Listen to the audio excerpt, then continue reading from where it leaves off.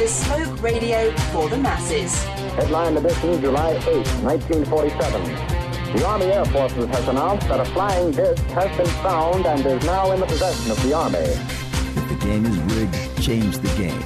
Game changer. I occasionally think how quickly our differences worldwide would vanish if we were facing an alien threat from outside this world. This is Fade to Black with your host, Jimmy Church, on the Game Changer Radio Network and KGRA, the Global Radio Alliance. I need your help to get to the year 1985. You're listening to Fade to Black with Jimmy Church on the Game Changer Network.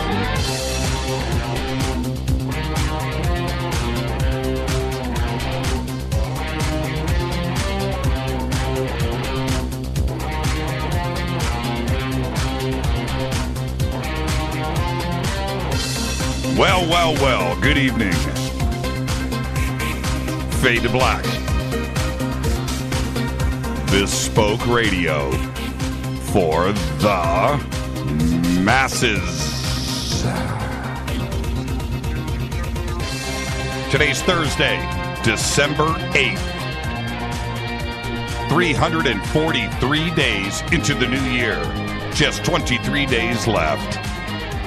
I'd like to welcome everybody listening all around the world, all across the United States, hither and thither, to and fro, back and forth, up and down, east and west, north and south, far and near. This is Fade to Black for KJCR, the Game Changer Network, and KGRA, the Planets. I'm your host, Jimmy Church. Tonight is another Fader night. It's Thursday. Got Jon Rappoport at the bottom of the hour and his No More Fake Newsroom live. Followed by open lines all night long. The call-in number is 323-825-5045. Everything's on the table tonight. I'll set the tone. Don't you worry. Follow us on Twitter at JChurchRadio, Facebook, YouTube. You know what to do. Follow, like, and subscribe. Go to the website. The buttons are right there. Click. You can email throughout the show tonight, Jimmy at JimmyChurchRadio.com. The sandbox is hashtag F2B on Twitter. Follow us on Twitter at JChurchRadio. Hashtag F2B is the sandbox. Hashtag F2BQ is Fade to Black questions. Any questions or comments during the show tonight, pop it out right there. Twitter is always left and live. Happy holidays to all of us here at Fade to Black and from all of our sponsors. Please visit all of them for great gift-giving ideas. Start with Life Change Tea. Everybody's got a banner over at Jimmy Church Radio. It's very simple, right? Life Change Tea. Go right now. It'll take you to getthetea.com. Use the promo code Jimmy either over the phone or online. You're going to get free shipping. Then go to River Moon Coffee, makers of the Fade to Black blend. Use the promo code F2B blend, and you're going to get 15% off of your order. Great gift-giving idea right there. Studio Dome and their Fadernight special. It's a stereo system. It's wireless, right? 2 SBB2 speakers, 60% off the normal price of $399. Use the promo code JCRTWS, and you're going to get free shipping on your order in time for the holidays. Then go to Zipa, because whoever you sleep with, they snore. Show them how much you care. Get them a Zipa. Zipa.com. ZYPPAH.com. Simple. Right there. Your holiday gift giving is over. All you got to do is do all of your shopping right there at Jimmy Church Radio. And the first big conference of the season is coming up, Conscious Life Expo, February 10th through the 13th at the LAX Hilton. Banners are up now over at the website. Very simple. We're going to broadcast Fade to Black Friday night from the Plaza Ballroom, the big room downstairs. That'll be on Friday the 10th. Then I'll host the Ancient Aliens panel on Saturday. Just go to jimmychurchradio.com. That's all you got to do. Click on the banner. Go get your tickets and info. Speakers this year include David Wilcock, Corey Good, Richard Dolan, Linda Moulton Howe, David Hatcher-Childress, George Norrie, Mike Barrett, Nassim Haramein, Laurie McDonald, Jason Martell, Sean Stone, William Henry, Daniel Sheehan, Whitley Strieber, Daniel Brinkley, Laura Eisenhower, Del Bigtree, Lisa Garr, and the list continues. The full speaker list is over at ConsciousLifeExpo.com. Just click on the banner right there. Let's get this show cracking right now. Happy birthday to Slipknot frontman Corey Taylor. He is 43 today. You know what's funny about Slipknot, because I love that band, is I swear they've got so many members, and it seems like every month I do a Slipknot birthday. I don't know how they pull it off, but it's Corey Taylor's birthday today. He is 43. And drummer Athena Lee is 52. I've known Athena for 30 years or more. I'm trying to think, 85, 86. So that, yeah, it's officially 30 years. She is the sister of Tommy Lee, and she's also a pretty dang good drummer. Also today, Sinead O'Connor is 50. Thought she was older. Sinead O'Connor is 50 years old. Didn't she go missing last month? Like she went on a bike ride and disappeared or something strange and then showed up a day later. Our dead guy's birthday today is the one and only Jim Morrison. 1943 to 1971, died at the age of 27. Of course, he was the lead singer of The Doors. You know, Light My Fire, Break On Through. Found dead in Paris, France, in an apartment at the age of 27. Still buried in France. Never moved his body. It's one of the great tourist attractions there. I think Eiffel Tower, the Louvre, Morrison's grave. I'm not kidding. I'm not kidding. That is a tourist destination in France. On this day in history, I tweeted this out before the show, and Rita and I were talking about this. December 8th is a strange day. In 1980, John Lennon was murdered and shot in New York City. And also on this day, Dimebag Darrell was shot and killed while on stage during a performance with Damage Plan on December 8th, 2004 in Columbus, Ohio. And more on this in just a bit. Fader fact. Osama bin Laden was scammed out of $1.5 million while trying to buy weapons-grade uranium. He got scammed out of $1.5 million large. That is a fader fact. I wonder what happened to the guy, right, who pulled that off. Did he get away with the money? I vetted this. You know, I took it a little bit further. You know what? I'm going to wait. I'm going to wait later on in the show. I'll drop that bomb on you. It's pretty funny. As I mentioned, December 8th it's a strange day, man. It's a strange day. And it just felt weird from the moment that I got up this morning, and I had a stupid issue with one of my eyes. So early in the morning, I packed up and went out to my eye doctor and went and visited him. No big deal. No red flags, nothing like that. It was I just felt strange. And that's how the day started off, and I got to work and working and what I do, and I'm just trying to set the tone for the day today. I want you to, just like go through a day in my world, right? So, go to the doctor's office, the waiting room, and this and that, and and all that stuff that you got to go through, and nobody likes to do that.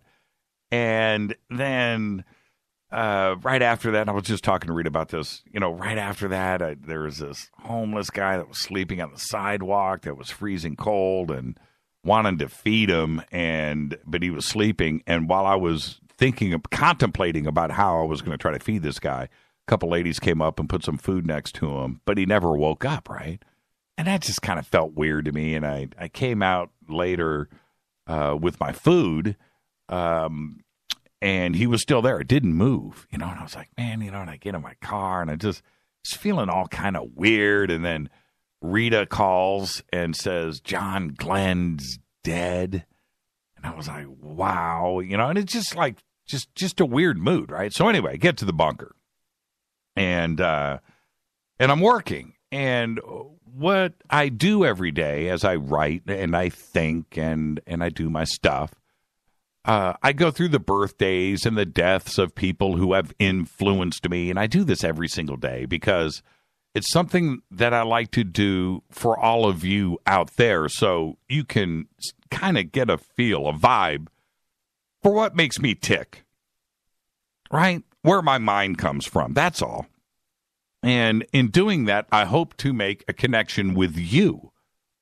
And I'm hoping that maybe you will say to yourself, yeah, Church, that scene from Friday or Spaceballs, I get it, Rising Force, Paul's Boutique. And I see inside your mind, Church, man, you're kind of like me, right? And that's why I do it. I sneak that stuff in, I drop it, and see which one of you out there picks it up and runs with it. And I do it to make sure that our little circle is one hive mind. That we are all, that's why you're back here, because you get those things, you get those little drops. Not everybody is going to know if I say Rising Force, what that means, or Paul's Boutique, or are we in the now? Those little things that I drop, you pick up on, and you get it, right? And that's the point of all of it. It's my little thing that I do. Think about that seriously for a second. It's fun, right? Because you get it. You get it. And for the most part, it has worked. You get the humor, you get the music, you get the cinema, peanut butter crunch, right? You get it. Well, first, today, when John Glenn died, December 8th just started to turn out to be, for me, one of those strange days. And it started with John Glenn. He's 95 years old. No surprise here. Dude lived a long, long, good one. But for my generation that grew up throughout the 60s and 70s, everybody wanted to be an astronaut. That's the way life was. But beyond that, everybody wanted to be John Glenn. He was that kind of icon. He was and had it. He did, right? Kind of weird. So today he finally left the planet, and I thought he'd probably make it to 195, man. He'd make it to $195. And I guess that 95, you don't have any complaints, and I get that. But it was his time, and now the world seems a little different, doesn't it? It does. John Glenn died today. It's like, holy crap. And then the news comes out about Greg Lake. I started to get emails, and I was watching it. I just got a couple of texts. I was like, Greg Lake, really? I get it. He died yesterday, but the news hit this morning. Emerson, Lake and Palmer was one of the biggest things in the 1970s. Seriously huge and influential band. The albums like Emerson, Lake and Palmer, ELP, Tarkus, Trilogy, Brain Salad Surgery. Remember that?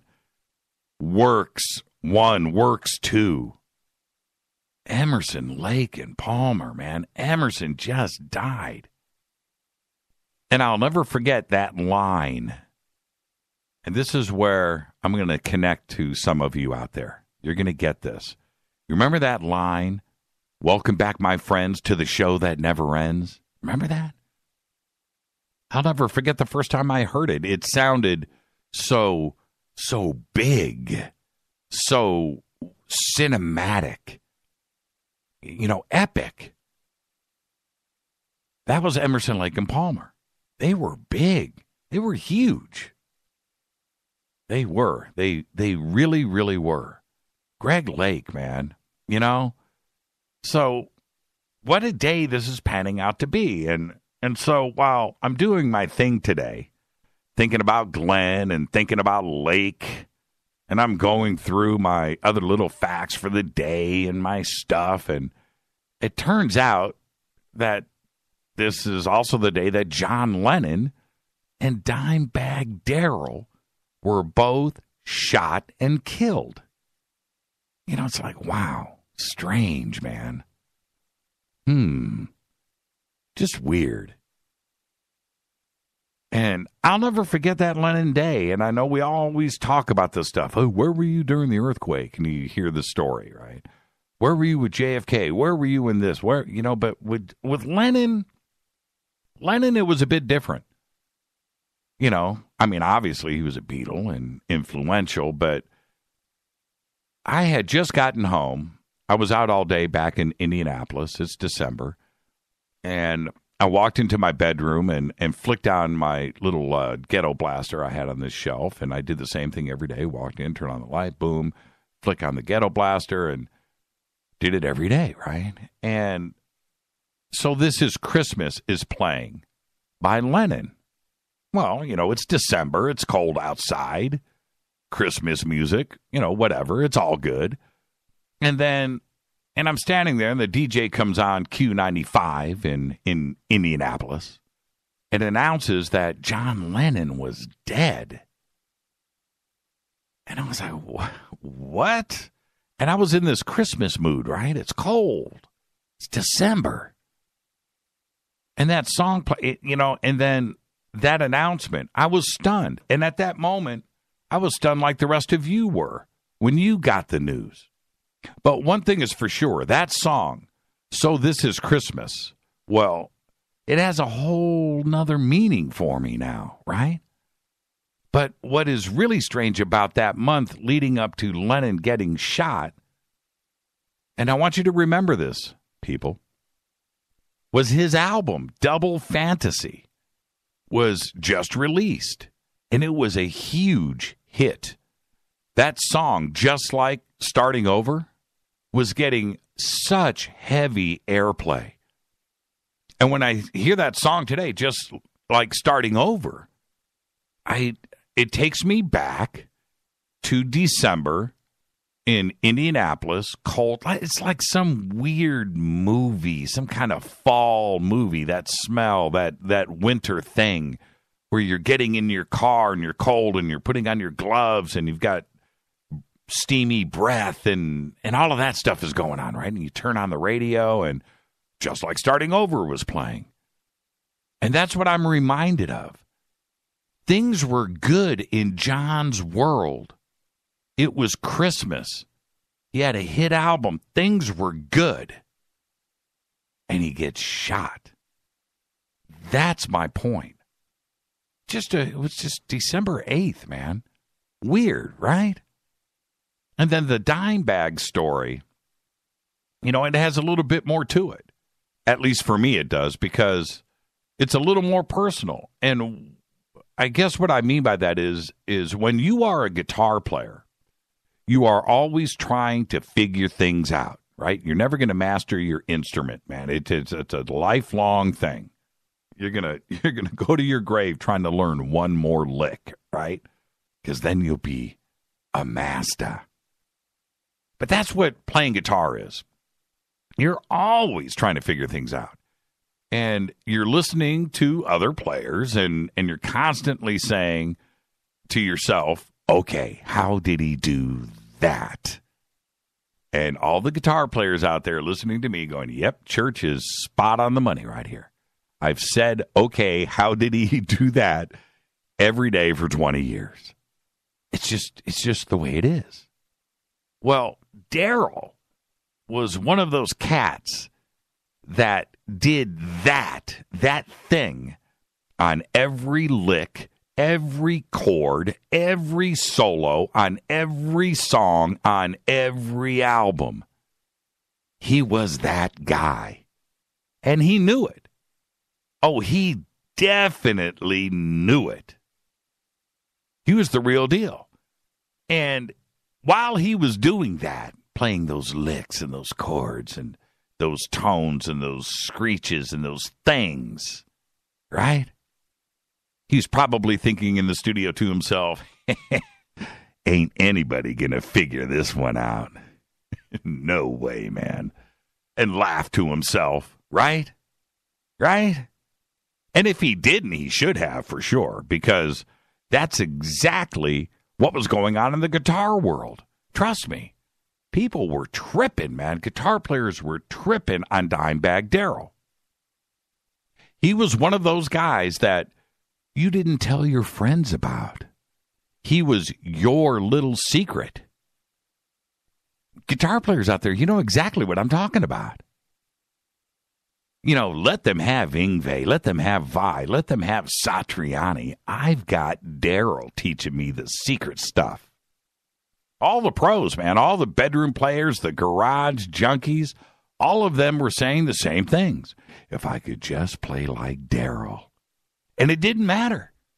It didn't matter if you were a blues player, country player, a classical player. Didn't matter, man. Acoustic player. You guys all wanted to be like Dimebag Darrell. Sure, good guitar players say it today, and we do. We recognize, we respect. And yes, and I'm talking about Dimebag. Today it's different. We get it. And we know that there's Randy and there's Page and there's Iommi, there's Eddie, there's Blackmore and Beck and Hendrix. We get that. We know their names. But then there was Dimebag Darrell. Just when you thought that everything that could be, everything that could be with a guitar had been done. That's it, right? Just as you come to grips with trying to master the guitar, Pantera comes out and releases Cowboys from Hell, and they back that up with vulgar display of power. And your world changed. I remember listening to those CDs, man, over and over and over again. Laying back with the headphones on, falling asleep to Cemetery Gates, having some crazy dreams. Mouth for War, right? That solo for Mouth for War. Are you kidding me? Dimebag Darrell. If you need a refresher course, go and watch, and I was talking to Rita about this today. Go watch the Live in Moscow concert from 1991, Monsters of Rock. It's in black and white. It's crazy. Watch Dimebag closely on Violation's Domination Over. Watch that song. Because that's got all of Dimebag all wrapped up. The stage presence. That dude was out of his mind. What he could do on stage and play guitar at the same time. It's crazy. Because he was a master. Watch him close. And I said to Rita, I said, you know, Russia was never the same after that. Seriously. And she goes... She goes, what? You know, they caused the revolution. You know what? I got to tell you something. They rolled into town, and you watch the Russian army surrounding the crowd. There's like 500,000 people there. It's not an over-exaggeration, by the way. Everybody in Moscow, everybody in Russia that knew about that concert was there. And look at the soldiers, and look how they had no idea that the young people in Russia were the same as everybody else around the world. Music is universal, right? And that's it. And they lost their minds. There was no way that Russian army that day was going to control that crowd. They just backed off. Go and watch it. But Dimebag was incredible. 1991. There have been very, very few dramatic music and world-changing events. Few. Count them on one hand.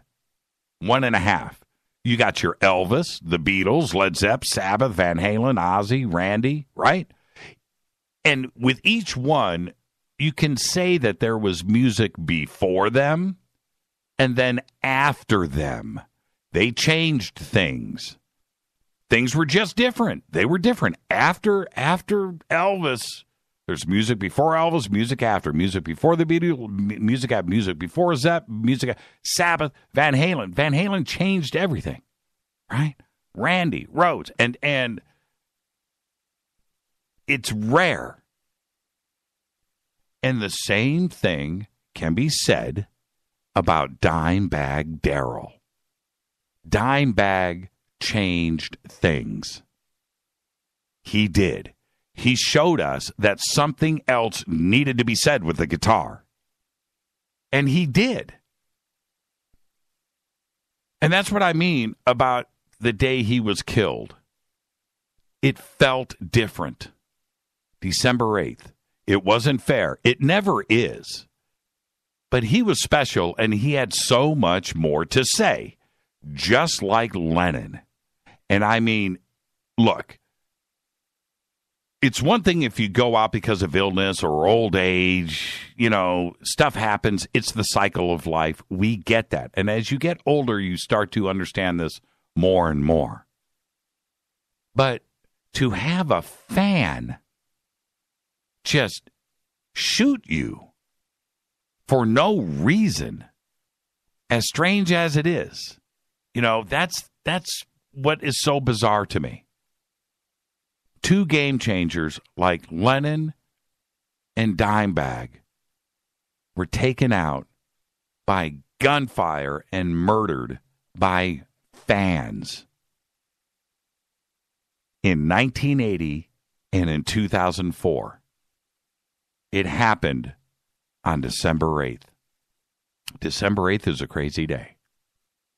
Next year on December 8th, we're going to talk about, you know, four deaths of four remarkable people. Pretty crazy. This is Fade to Black. Like I said, today just started off weird. Did you feel it? Are you connecting with me? It was just a weird day. Weird. So let's do it. It's Fadernight, Thursday night. Jon Rappoport and his No More Fake Newsroom live, followed by open lines all night long. Mark Tarana, that Dimebag gift, that thing is priceless, man. That's exactly what I'm talking about. You guys get me. I'm your host, Jimmy Church, on the Game Changer Network and KGRA, The Planet. This is Fade to Black. I'll be right back.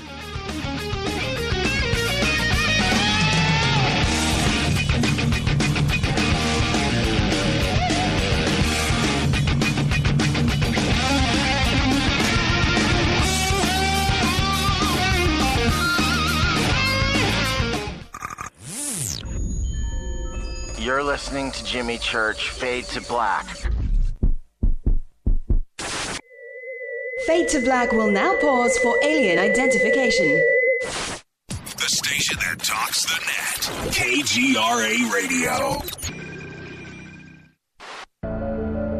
When you take the beans from Central America with dashes of Indonesian and African mixed in and then roasted to the dark side of Fade to Black, you create the ultimate brew of fringe. Introducing the Fade to Black blend from Rivermoon Coffee. Yes, Rivermoon's darkest customized roast was created for the love of Fade to Black. The alchemy of masterful roasting and smoking the beans is in every sip of this full-bodied dark Java. I need my coffee dark, deep, with distinct bittersweet chocolate highlights, just like the bunker. Leaning further into the darkness of the roast is Fade to Black blend from Rivermoon Coffee.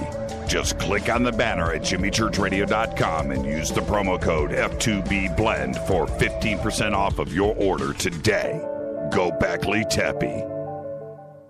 Hi, folks. It's a holiday season with hope in the air. Things to look forward to and no time for despair. Health can be a challenge, and so can the mail. So Get the Tea wants to help you by giving you a sale. Buy 2 months of Super Tea and get 1 month for free. No limit. That's buy 2 months of Super Tea and get 1 month free. That's a savings of $35. Where? GetTheTea.com. That's GetTheTea.com. Scroll down on the front page and find the buy 2, get 1 free ad, click it, and save. Orders over $100 get free shipping. Send the gift of life.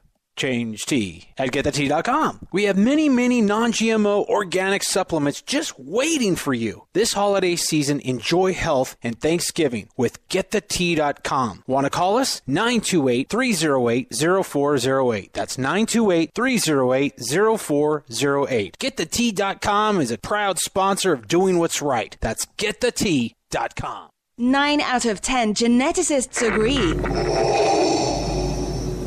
Fade to Black is not your father's radio show on the Game Changer Radio Network and KGRA, The Planet. Hi, this is Chase Klutsky with Fate Magazine Radio, and you're listening to Jimmy Church and Fade to Black on the Game Changer Network and the KGRA digital broadcast station where the Fadernauts rock. Hi, this is Rob Reiner from Anvil, and you're listening to JimmyChurchRadio.com. What's up? I'm Chris. What up? This is Kyle Manson. You're listening to Jimmy Church Radio.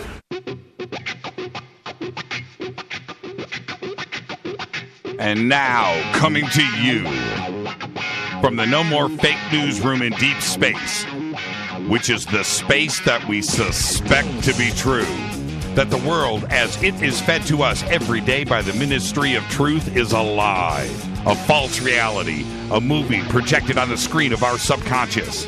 This, however, is the breakout. All the screens crash, they all go down, and we see the light of day. A new day. No more robots, no more androids. It's the No More Fake Newsroom with Jon Rappoport. Take it away, John. Thank you, Jimmy. Thank you. Greetings. Always good to be here again on Thursday night, Fade to Black. The media wars continue. Wow. Unbelievable, folks. So this is a call to citizen reporters, independent reporters, would-be reporters. This could be you. We need more independent media. In case you've been living under a rock in the last week or two, the flames have grown higher as major media continue to attack what they call fake news sites. So it should not escape you that in 2001 I called my site nomorefaknews.com.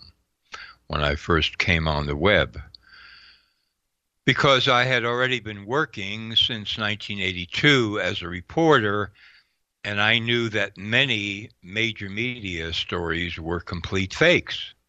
I mean, absolute fakes. Some through just overt lying and some through omission of vital data. So I said, here we go. No more fake news. Let's go. And now all of a sudden, major media are saying, no more fake news, no more fake news. And they're blaming everybody that doesn't go along with their charade because they are desperate and they are under attack from all sides. And so politicians are getting on board, and presidents, and all kinds of people, media, of course. The latest, astoundingly, is guess who? Brian Williams, who is now laboring at MSNBC after being the world's #1 top news anchor on NBC. But Brian took a serious fall when it was exposed that he was lying about being under heavy fire when he was in a helicopter flying somewhere in Iraq. And the story broke, you remember?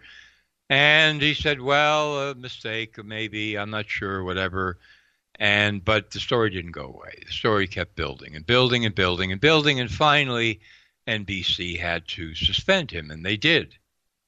And then quietly, after a while, they brought him back on their low rating station or network, MSNBC. So now Brian is saying fake news is everywhere. We have to differentiate between the real news and the fake news, and we at the real news have the responsibility to identify fake news. Yeah, well, he got fired for fake news.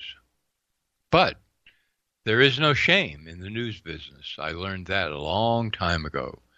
No shame. You just keep on plowing the field and moving ahead as if nothing bad had ever happened. Why is this important, all of this? Because they, the major media, are inventing reality for everyone else. That's what we're really talking about, folks, in case that fact had escaped you. They are inventing reality every day in every way. In the information age, they are painting a giant mural that goes on and on and on of what reality is and saying, here it is. And they've been attacked so often now that they are desperate, absolutely panicked, writhing in a death throe. And so they are lashing out at everybody and everything that they can possibly call fake news. And they are urging and enlisting a sector of new media called social media, Twitter, Facebook, Google, YouTube, which has much higher ratings than they do, by the way, to block out, fade out, eliminate fake news. Whatever they say it is at any given moment, they want it eliminated. Unbelievable, the height to which this has risen. So I really want to pound the hammer on this point. They have gotten a free pass for a very, very long time. Major media, major news, big news, the 6 corporations that own 90% of big news in America. And now they're not getting a free pass anymore. And now they absolutely hate it. And they feel threatened and they are lashing out. So I want to highlight a few stories here that turned the tide on behalf of independent media. Let's go back to the late 1990s when Matt Drudge, who very few people had heard of, the Drudge Report at that time, he was sending out emails with news and so forth, and he built a site, and it was getting off the ground, and all of a sudden he caught wind of the fact that Newsweek was sitting on a story about Bill Clinton and somebody named Monica Lewinsky. They had the story. They were sitting on it. Didn't know when they would release it. Assumed they would, but when, it wasn't happening. And so he, Matt Drudge, stepped up to the plate and broke the story. And that, in recent times, was one of the first upside down, inside out, blockbuster, independent news revelations that trumped all of major media. And a firestorm erupted. And if you were around at the time, there was a certain amount of commentary in the major media that he had overstepped his boundaries. Not that the story was false, mind you, but how dare he decide that it was okay for him to release the story when a major media outlet far more responsible than he was had decided to hold on to it for the time being. Well, he didn't care. He just plunged ahead. And if you look at him now, he is one of the highest ranked news websites in the world with tremendous influence. Then there was 9/11, September 11th, 2001. That was not long after I brought my website on, and I had written a short book about the Oklahoma City bombing in 1995-96, exposing the lies of major media about what that was all about.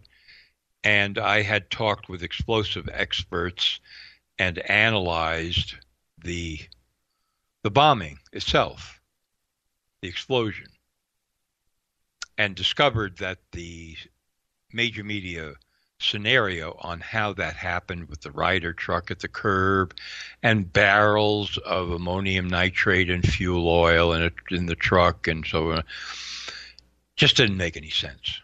It just didn't add up when you looked at the pattern of which parts of the building went down, which stayed up, where the truck was parked, which columns went down, which columns stayed up. That made up a significant portion of my book. So when 9/11 occurred, I remember writing, as soon as that happened, examine the explosions. Look at the explosions. If you want to know what this is all about, and you suspect that something here may not be right, look at the explosions. Look at what they're saying on how they happened and how much destruction they caused and what kind of destruction they caused, and see if it adds up with the scenario of these planes flying into buildings. And in the ensuing days and weeks, many people jumped on board as independent reporters and researchers and began publishing their findings. And of course, as we all know, this expanded out into an enormous independent news and research campaign with many different vectors and angles, not all of them in agreement with each other, certainly not, about what actually happened on 9/11. And this let the powers that be know that a dragon was loose, that the major event of our time was now being investigated on many fronts, and many of the researchers, among whom were engineers and so on and so forth, were disagreeing with the official scenario and, of course, with the report of the 9/11 Commission. And for many people, this was a major revelation, that here it was schizophrenic. Here you had major media going, bop, bop, bop, bop, bop, this is what happened, and this is the story, and here were the guilty parties, and this was the science behind the falling of the buildings, blah, blah, blah. And then over here you had hundreds, literally hundreds of people who were saying absolutely not. Absolutely not. And many people were reading what they were writing, myself included. People were coming to my site and reading that. That was a second major turnaround in the media wars, the news wars. And it is a war. And there have been several other events, a number of events, where all of a sudden the powers that be realize that something is happening that they were not ready for. They just weren't ready for it. They didn't really know what to do. But then you see, with the major shift that came into social media, which didn't exist really back in 2001, YouTube, the power, the expanding power of Google to determine which sites are ranked where and so on, YouTube and Twitter and so on, Facebook. All of a sudden, it became apparent that social media had much more viewership and readership than major media outlets. So then the game shifted, as you've seen in the last few months, the last few weeks. As I said at the top here, all of a sudden, politicians, governments, major media are demanding that social media, right, censor the news. That's the source. Censor the news. Whatever we say is real, leave it in. And what we say is fake, take it out. Wow. Wow. So I want to quickly go back to another revelation, which has really not been well chronicled. 2009 swine flu. I've talked about this before, but not from this angle. Declared an epidemic, a pandemic, level 6 by the World Health Organization. That's their highest and most dangerous ranking. You know, going to destroy half the world. And so because I had been covering deep medical stories like this before, I began to look into this and research it. And as soon as I began publishing about it, other people began contacting me, other researchers. And the story that emerged was that the World Health Organization had declared swine flu a level 6 pandemic in the spring of 2009 on the basis of, wait for it, 20 cases. 20 cases. That's global. And they had changed their definition of what a level 6 pandemic was covertly, so that it no longer had to include widespread death and severe human destruction. So now they were in George Orwell's camp. You know, we still call it a level 6 pandemic. It's horrible, but we've changed the definition of level 6 pandemic, so you don't have to have lots of death from it. You know, what? So I began to play up that story. And not to toot my own horn too loudly, but I was right there at the nexus of all of this exposure of what was actually happening with swine flu, as opposed to what major media were saying. I exposed the fact that all of this started on a pig farm, supposedly, in La Gloria, Mexico. Not just a little pig farm, but a huge commercial pig farm. That's where the CDC had sent their, virus hunters to see why people were getting sick and dying. Well, I explained it. I said, look at the press reports about what's happening down there. They have these things called feces lagoons, pig feces lagoons that are just lying out in the sun. Huge areas of pig feces, right? This is an environmental illness we're talking about. You don't need virus hunters to figure out what's going on here. And then on top of that, they brought in technicians. Instead of cleaning up the horrendous mess, they brought in technicians with heavy chemicals and began spraying without really explaining to the public what these chemicals were, which of course can also make people very sick.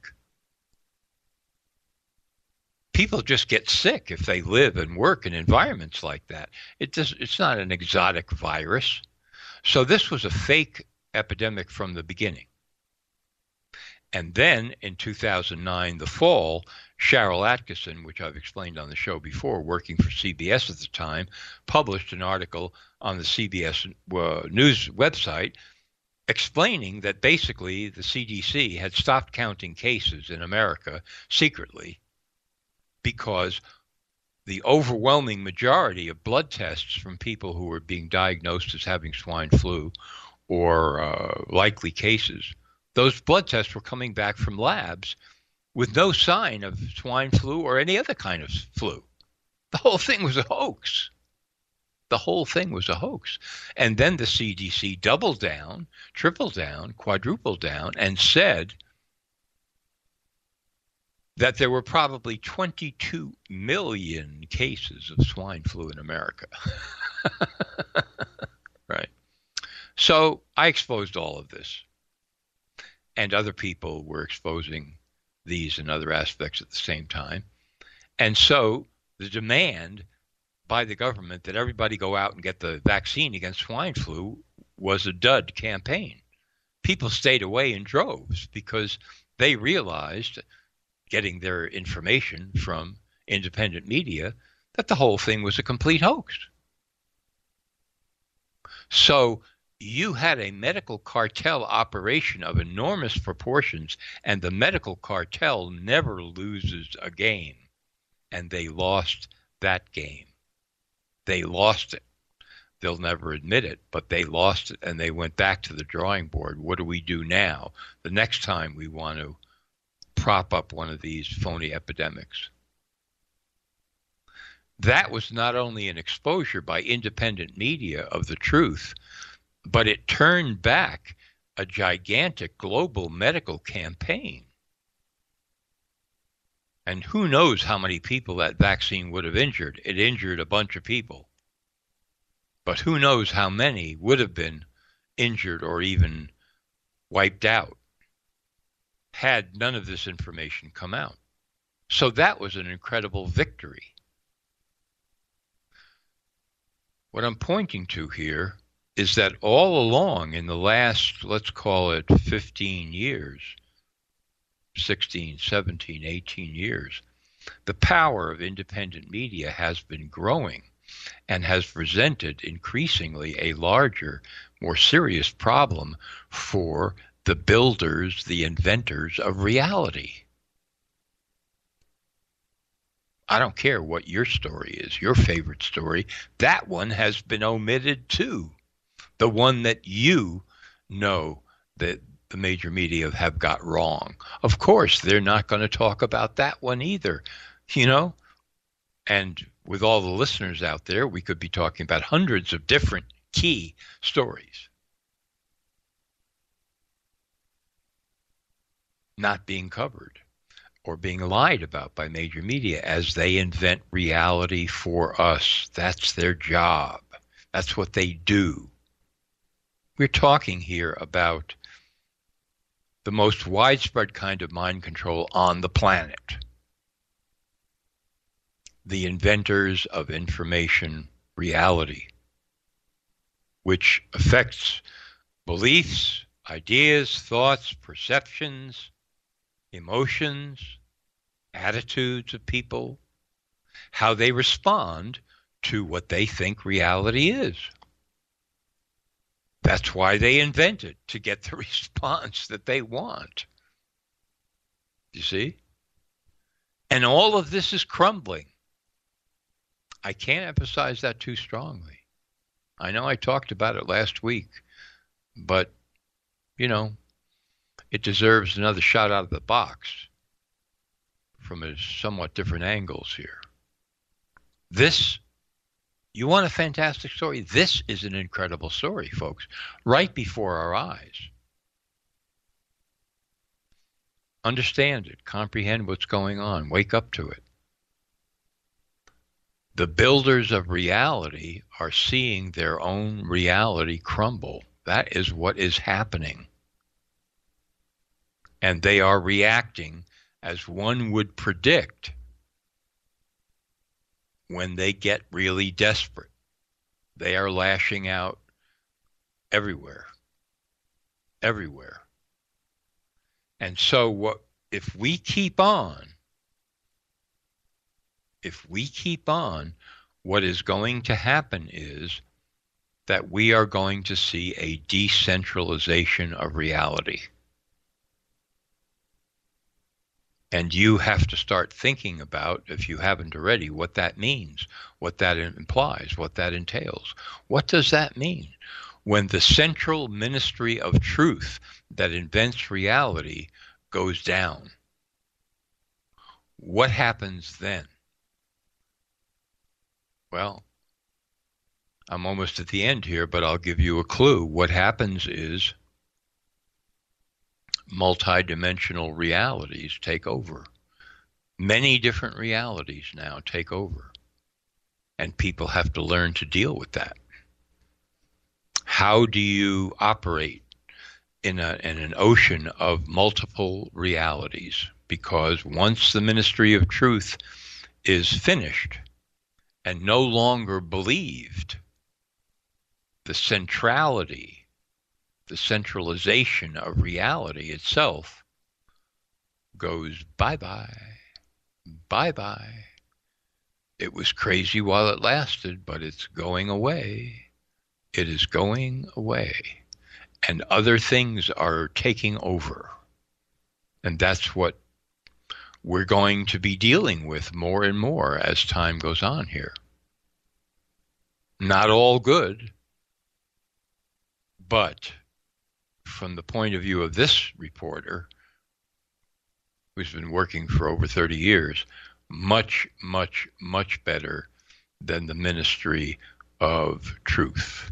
And that's my report tonight on F2B. Thank you very much. Hey, John, before you go, this is what is funny to me, and I've only got about a minute here, so I'm going to make this comment quick. I want your response, which is when CNN came online, right, 24-hour news service, they were the young, and people looked to them because they were rogue, right? They were renegade. And then the live coverage in Baghdad back in 91, that was a 90. That was an insane thing to go through, right? These guys are actually doing this stuff. And now it's come full circle, and they are now part of the game. Don't you find that interesting? There's no way for them to get it back now, is there? No, they can't go back. You're absolutely right. They were, they were the jailbreakers. They broke out into global 24-hour news, a fantastic idea. And then they stepped on it and they ruined it in many different ways. And now they are the establishment and they have no clue, and like you say, they can't go back. They've tried pathetically, but they can't do it. They are now the big goof just sitting there crumbling away. It's fantastic. Yeah, it kind of is in a weird way. It's heartbreaking, but they did it to themselves. And when you go and you're the rebel, right? And you're breaking the rules and you're thumbing your nose at the mainstream and the man, and then you turn around and you conform. You did that to yourself, and that's it. That there was nobody to blame but them. And you're right. I think you used the word shameful, and that's exactly what it is. Thank you so much, John. Behave Thank you, Jimmy. And have a great, great, awesome weekend. Thank you so much, John. Thank you. Jon Rappoport, live. NoMoreFakeNews.com is his website. Go there. Do it. Jon Rappoport. This is Fade to Black, opening up the phone lines. It's Thursday night. 323-825-5045. Taking your calls next.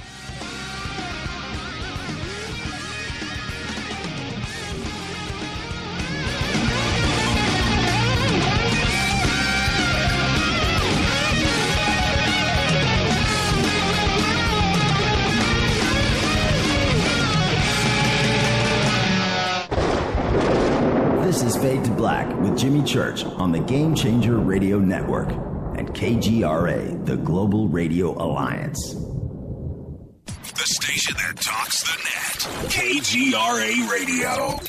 Hello, I'm Kat Deely, and you're listening to my main man, Jimmy Church, on jimmychurchradio.com. Hi, this is Ray Hobbs here, repping the planet, and you're listening to my good friend, Jimmy Church, Fade to Black, on the Game Changer Network and the KGRA digital broadcast station.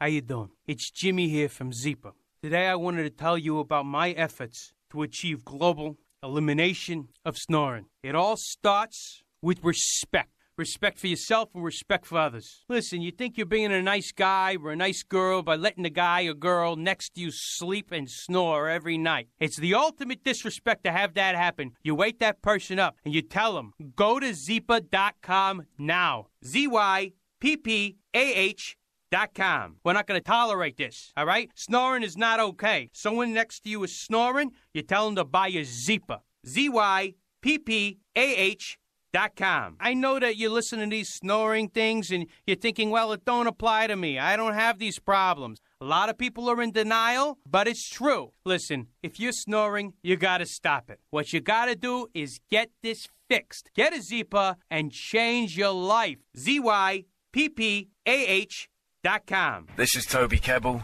You're listening to JimmyChurchRadio.com. Don't hurt me, Jimmy. I'm only little. Hey, I'm Adrian Grenier. And this is Ari Gold. We're of the Honey Brothers. Well, yes. We are of the Honey Brothers. Hey, I'm Adrian Grenier. And I'm Ari Gold. We're the Honey Brothers. And you're listening to Jimmy Church. The Revolution. What's up, Fadernauts? Studio Dome loves Fade to Black and the F2B audience so much that they have put together the ultimate stereo Bluetooth system. They've done it just for you. Man, check this out. The Studio Dome SBB2 stereo system is here. It's featuring 2 Studio Boombox 2 SBB2 wireless Bluetooth speakers, packed in its own custom hardshell case. This Studio Dome system features the very latest in stereo Bluetooth technology. The 2 full-range boomboxes are in true wireless stereo. You've got to hear this. It's amazing. It's just $129 and use the promo code JCRTWS and you'll also get free shipping.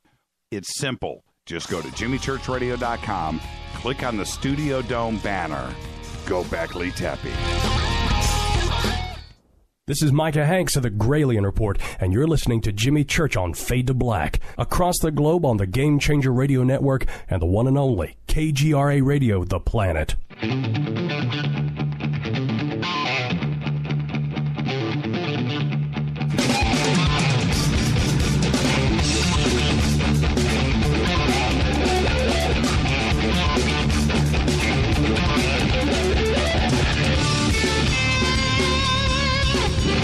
All right, welcome back. Fade to Black, Thursday night, Fader night. Thank you, Jon Rappoport. NoMoreFakeNews.com. Start your day there every day. All right, let me set the tone. I was thinking over the last couple of weeks about some things when it comes to Earth and E.T. and world problems, and just go with me on this for a second, and then I'll take your phone calls, 323-825-5045. And it is this. Are we at the point now on this planet that we need to get off of it? We need to leave the room.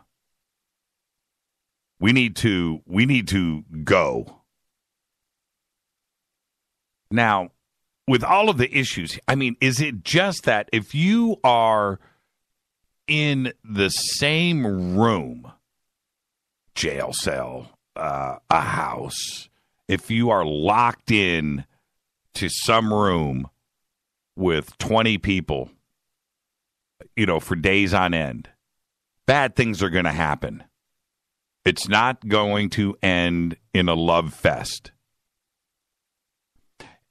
Are we at that point now on planet Earth? Have we lived here with each other for too long? Do you follow where I'm going with this?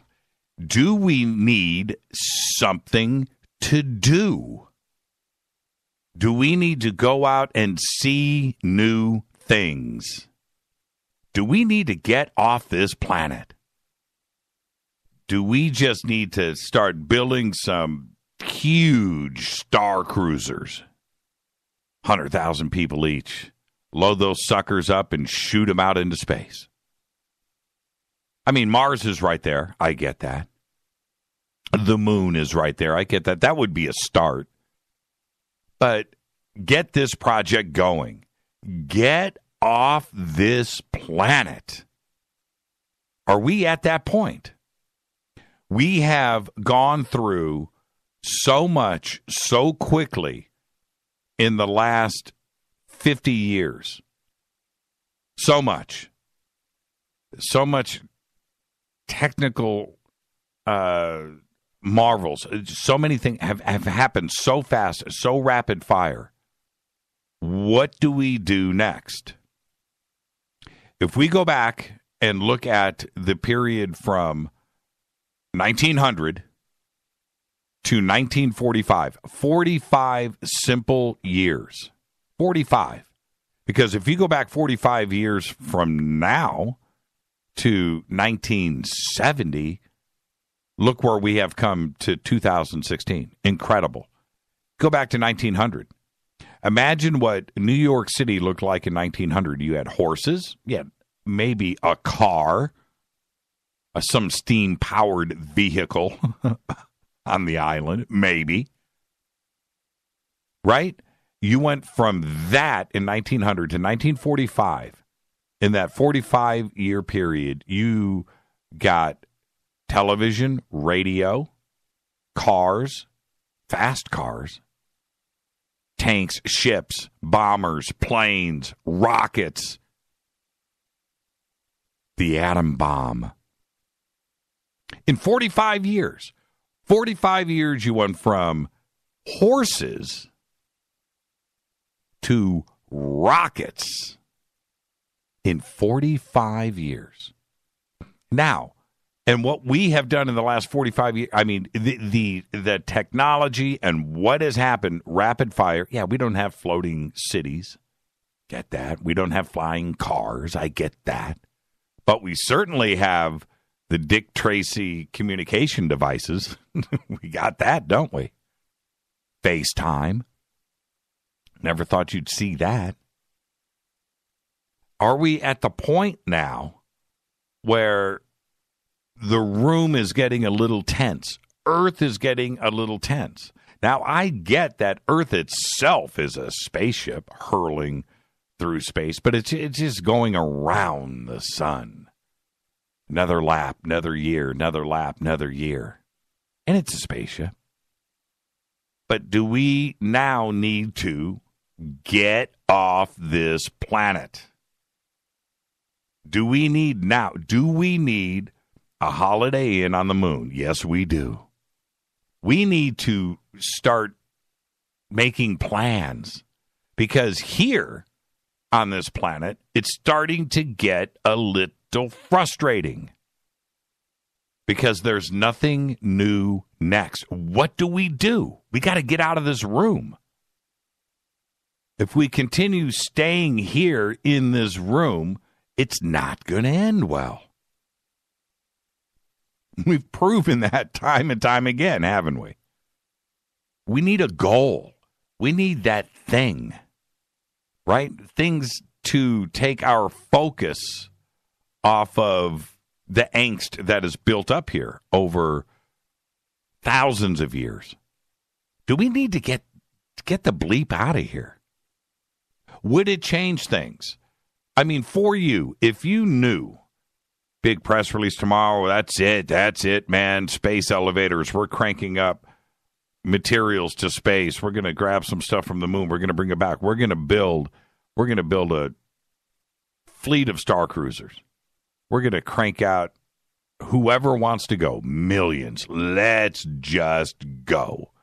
Now, it changes things, gives you a goal, lets you dream what is out there, and stop focusing on the angst that is built up here. Is that what's going on? Is the room too small? Are we just getting, do you follow what I'm saying? Is it time for us to go? Now, I think that it is. The time is now. What went down in the 60s, that excitement, right? That excitement, the space program and racing against the Russians and let's go and do this rah-rah team. It was cool, man. That was a great time to be alive. Dreaming. Used to sit around with my friend John Rappoport, man, in the 4th grade. 1970, pick a year, 72. Man, I'm like 10 years old. All we did was draw moon bases. Page after page after page. Man, this is my house over here, and this is yours, and little round spaceport windows up on stilts, right? We draw these that because we were supposed to be doing that. We were supposed to go. And that was taken away from us. That dream, right? That thing that the entire country, the entire world was focused on this, and it's been taken from us.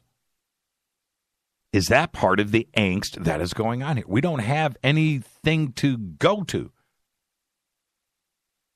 Is it time for us to go? My cousin had, I know I've said this before on the show, but it needs to be repeated. My cousin, a couple of years ago, we're standing and talking, and he said, he goes, it's not that if we find out that E.T. is out there and has been visiting us, that would freak us out. That's not even the point. What would freak us out is if we found out that we were alone and that we were stuck here and we were all that there is and we were stuck on this planet. That would freak us out. That would be anarchy in the streets. And he was absolutely right. It was one of the most profound things. And I stood there and I thought about the importance of that statement, so much so that I've repeated it on this show many times. And so if you take the idea, the mood of that statement, that thing about it, and apply it to exactly what I'm saying right now, we got to get off this planet, man. We got to have a goal. We got to have a dream. We've got to just wonder what's out there. I'm telling you right now, sign me up. Man, I'd be the captain of that ship. Me and Rita would be at the helm. Go. Just go. Find out, right? So this whole Mars thing, what is frustrating with me with this directly, and I'm talking about putting private citizens on Mars, right? More than likely, at least the first trip or two, you ain't coming back, right? That's a one-way ticket. That's a one-way ticket. That is a real that's a real explorer. That's somebody that, just like Chris Columbus, man, you're going in one direction and you don't know if you're coming home. And I get that. So you need to have somebody go there first. We've sent enough probes. Do we continue to just send robots?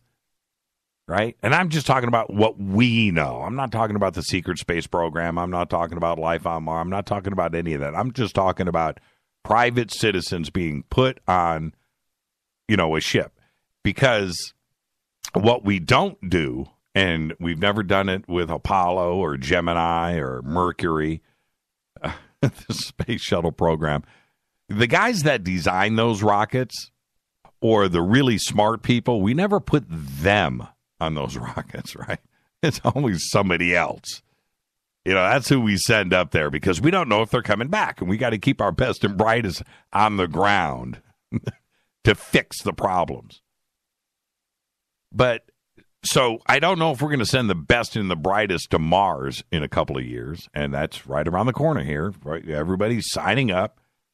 Going to have it, it's going to be a TV show. It's going to be a reality show, and that'll be streaming back live, and it'll be the biggest show in the history of mankind, and I get that too as well. But is that the next step? Is that what we need to do now? And I say that it is. Building huge star cruisers and putting 100,000 people on them and shooting them out into space. Do we do baby steps before that? Man, I don't know. I'm wondering, in my mind's eye, if we are not at that point where we need to move on to something huge, something, the next step. I think we've taken things as far as we need to here. We need to go. All right. Let's go to the phones. Hi, you're live on Fade to Black. You're live right now. 3, 2, you're live. Okay, I'm going to give you 2 seconds. 1, 2. Hello? You're live. Oh, I am? Okay. Jimmy, I am so excited to talk to you, but, okay, so to comment for tonight, for one thing, we do need to know the truth, and it's hard for people to grasp on the truth. They still look at it as a fake reality, and it's not a fake reality. It is the truth.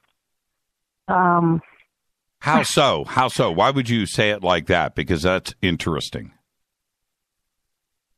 Well, I have 2 kids, 2 adult kids, and I teach them different things about religion, about faith, about just different things that's going on in the world. And it's hard for them to grasp that there's other things here besides us. Exactly my point. Yes, yeah, you get what I'm trying to say. You know what I mean? Have we been locked in the room for too long, right? Yes, we have. And for me to explain it to them, they want to see examples. Well, I don't have examples. I have things that my father told me. My father was a Korean. He was in the Korean War. So he told me things that was happening then. And I remember, we live in Ohio. And I remember us going to see my uncle that lives in Canton, Ohio, where you had a lot of open space. And back then, it wasn't night lights on the highway. It was dark. So you can, as you go further out into the country, you will see more things up in the sky. And I remember laying in the back of the station wagon, and my father was like, it's different things up there other than airplanes. I appreciate it now as an adult, but then it was scary. Jimmy? Yes. Are you there? Yeah, I'm listening. And my question, this is, you bring up some great points. And when something like that happens, isn't that exactly what we're talking about now? It takes your focus off of, I got to work overtime tonight because rent is due in 2 weeks. Right? Am I right? Yeah, right. Yeah. And so by allowing everybody globally, and that includes ISIS, right? And I mean, and I really mean this. I just know what's going on, believe me. Yes, and if we had this thing that was a construct that involved everybody. Not just the United States. It's not just Russia. It's not just China. No, it's not. No. It's everyone, Jimmy. It is. And but here's the thing, Jimmy. If we were just honest with each other, we wouldn't have this problem. None of this would be new to us. None of this will feel uncomfortable to us because we already know. Yes, I know. Why is that? Well, see, this is... If the world was full of you and I and the rest of the Fadernauts, right? Well, okay, this conversation doesn't have. No, you know what? We probably would build those ships, wouldn't we? But not everybody is like you, and that's what's frustrating. Don't you just want to go and shake some people and just shake the dumb out of them and go, "Come on, man." We don't need this. Your work is not just your work. You're here for a reason. You're here for a purpose. You're here for a plan. It's just not, I woke up today and I went to work. No, all of this is set up, sweetie. That's right. And I don't know how by the way, what's your name? Pamela, thank you for the phone call, by the way. And first time caller, but don't be a stranger. Yes. You are very, very smart. All right. I'm a stranger for calling in, but not a stranger for listening, Jimmy. I love you. Thank you. I first heard you on Coast to Coast. Thank you so much. I'll be on Coast next Friday and Saturday, too, as well. But and I have been following you ever since. Thank you, Jimmy. Thank you, Pamela. Great phone call. Okay. Bye. Great phone call. See, that's I just want to stress this, that I think part of, I realize that there's always, it seems like as soon as we could figure out how to make a bow and arrow, we started shooting them at each other instead of for food, right?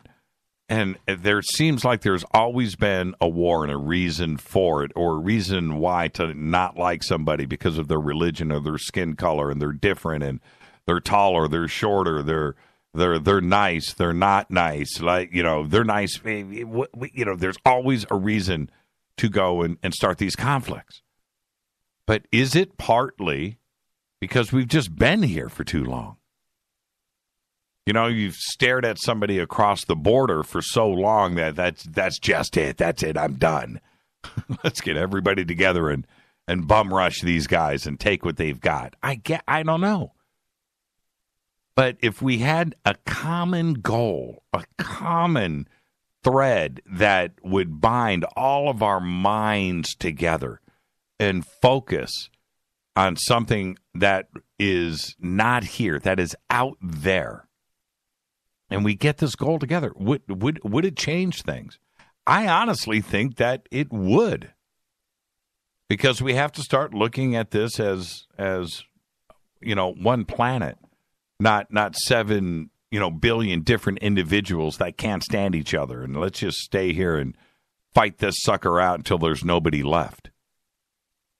I was listening to Carl Sagan this week and for a couple of nights, and listening to some of his stuff that, even going back to the 70s, and you listen to the way that he looked at the planet and looked at the stars, and it just, he had it together.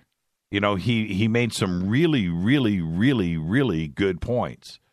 And you know what? I got these calls lined up. I want to just keep talking. Let's see here. I'm gonna go with area codes first. Let's do this. Hi, you're live. Hi, you're live on Fade to Black. Excuse me for a second. Okay, are you there? Okay, you're gone. Let's go to the next call. Hi, you're live on Fade to Black. Hello? You're live. Oh, okay. I still heard you talking in the background. I'm sorry. This is Donna from Hawaii. Hey, Donna from Hawaii. How are you? Good. And it's funny because when you talked a few minutes ago about wanting to leave the planet, and that just hit a nerve that I was wondering what was going on with me last night. This morning I had kind of an odd feeling day too, but last night I woke up in the middle of the night, couldn't go back to sleep, and I thought, well, what's bothering me? Physically, I'm doing great. My body feels like it's age regressing.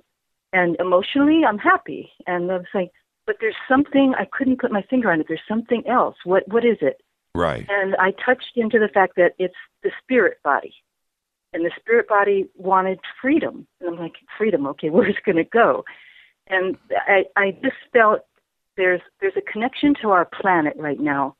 And the DAPL thing, that was the first thing that I don't get into causes. Kind of, I'm very empathetic, but I've never really gotten behind a cause. And I thought, what attracted me so much to this particular one? And it was that awakening feeling, like the spirit of this planet is awakening. And it's not that I want to get on a spaceship and head off to Mars. I feel like our whole planet is going into an involvement. And it's you have to kind of either stick with it and ride this planet out to where it's going to go, or maybe some people will go elsewhere and we'll go off to Mars and different other places and find their different futures. There is no judgment on whatever anybody's choice is. But that feeling of the spirit body wanting to be free, and what is freedom actually? It's not a physical thing. It's not even an emotional thing. it's kind of the only way I could describe it is spirit. So I've studied a few things over the years, and I believe in multidimensional anatomy, so I won't get into that. Right. But when Jon Rappoport talked about multidimensional, what did he call it? Multidimensional reality. And I thought, well, you know, it actually is the same thing in a way. And we're going to have to find ourselves. Like everybody, there's so much out there that we go, this is fact and truth, and this is opinion. And then I've always kind of just, you know, took that for granted, and now I'm questioning it too. I'm going, okay, what's the difference between fact and opinion? Because your judgment is usually based on opinion of what the facts are. Right. If you don't really have a good grasp on the facts, and all of a sudden, everything's like, okay, somebody's saying this is fact, and someone's saying that's fact. You have to go inside to really feel, what do I think about it? So it's not anybody else's judgment anymore. It has to be our own. And that's what's happening on the planet. People are having to take a responsibility and having to really go inside themselves and make a call. And that's the hardest part, because we've always been kind of like sheep, I guess. You know, we've been told this and that, and we like to take it for granted. You know, some people have a religion, and some people have this or that, or, you know, a doctrine that they've adhered to. But you have to question, why do I have that? And go inside and go, what do I really want? What do I really believe?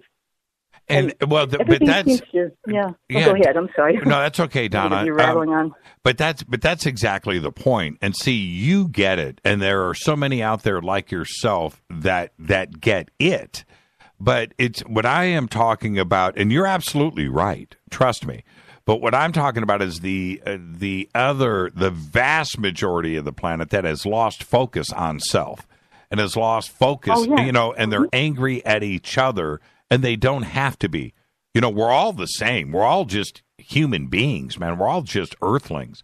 And if we could help them change the focus of what they need, you know, get their mind off of anger, and maybe get this big collective thing together as earthlings, and just get a plan and have something to do. Occupy yourself and take the mind off of the anger of your neighbor or you know. And that's what I mean. I know it's a grand thing, but I'm just saying maybe we've been locked in this room a little bit too long now, and maybe it's time for the birds to leave the nest. To fly.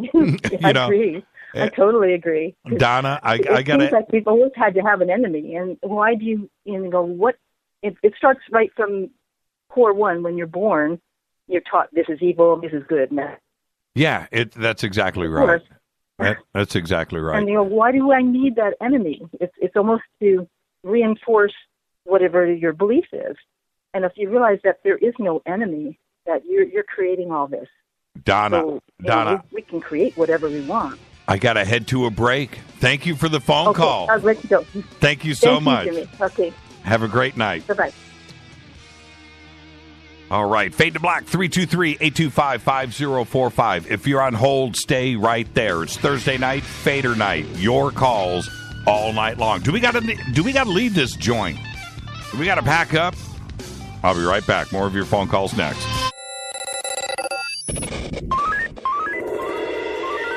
Way out here, we listen to Jimmy Church.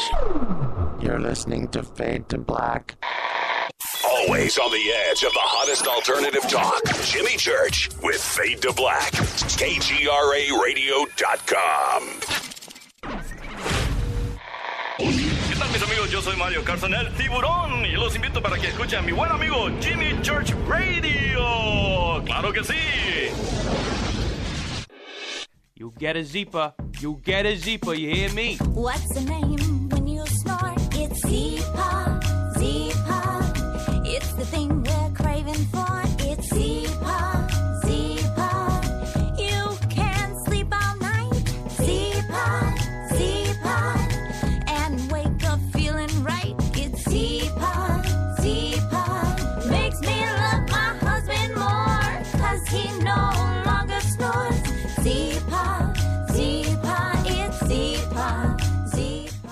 Zeepa's different than any other device because it actually works. A lot of these other devices, they just bring the jaw forward. That's it. However, the thing that makes Zeepa different, it stabilizes the tongue, basically, with this elastic band. But right here, Jimmy's telling you that this is a unique device.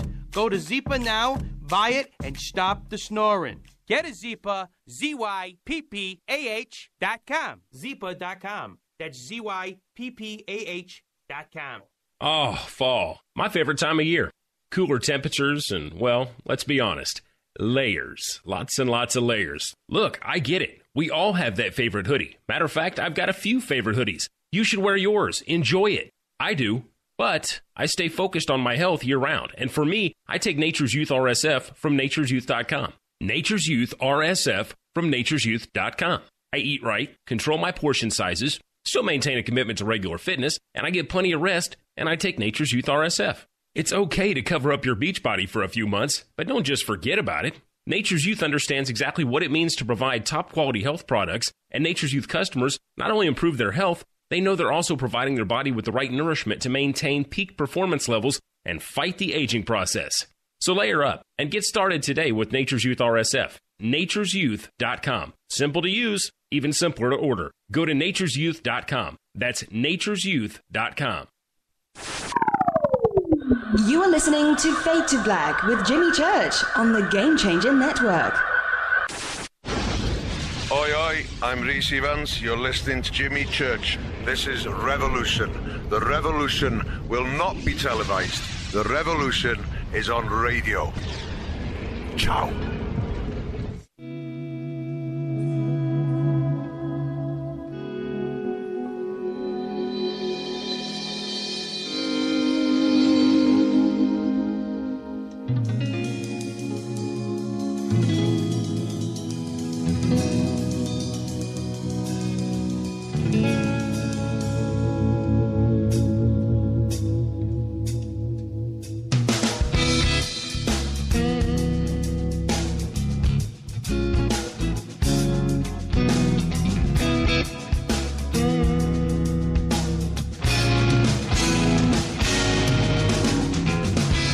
All right, welcome back. Fade to Black, Thursday night, Fadernight, 323-825-5045. If you're on hold, stay right there.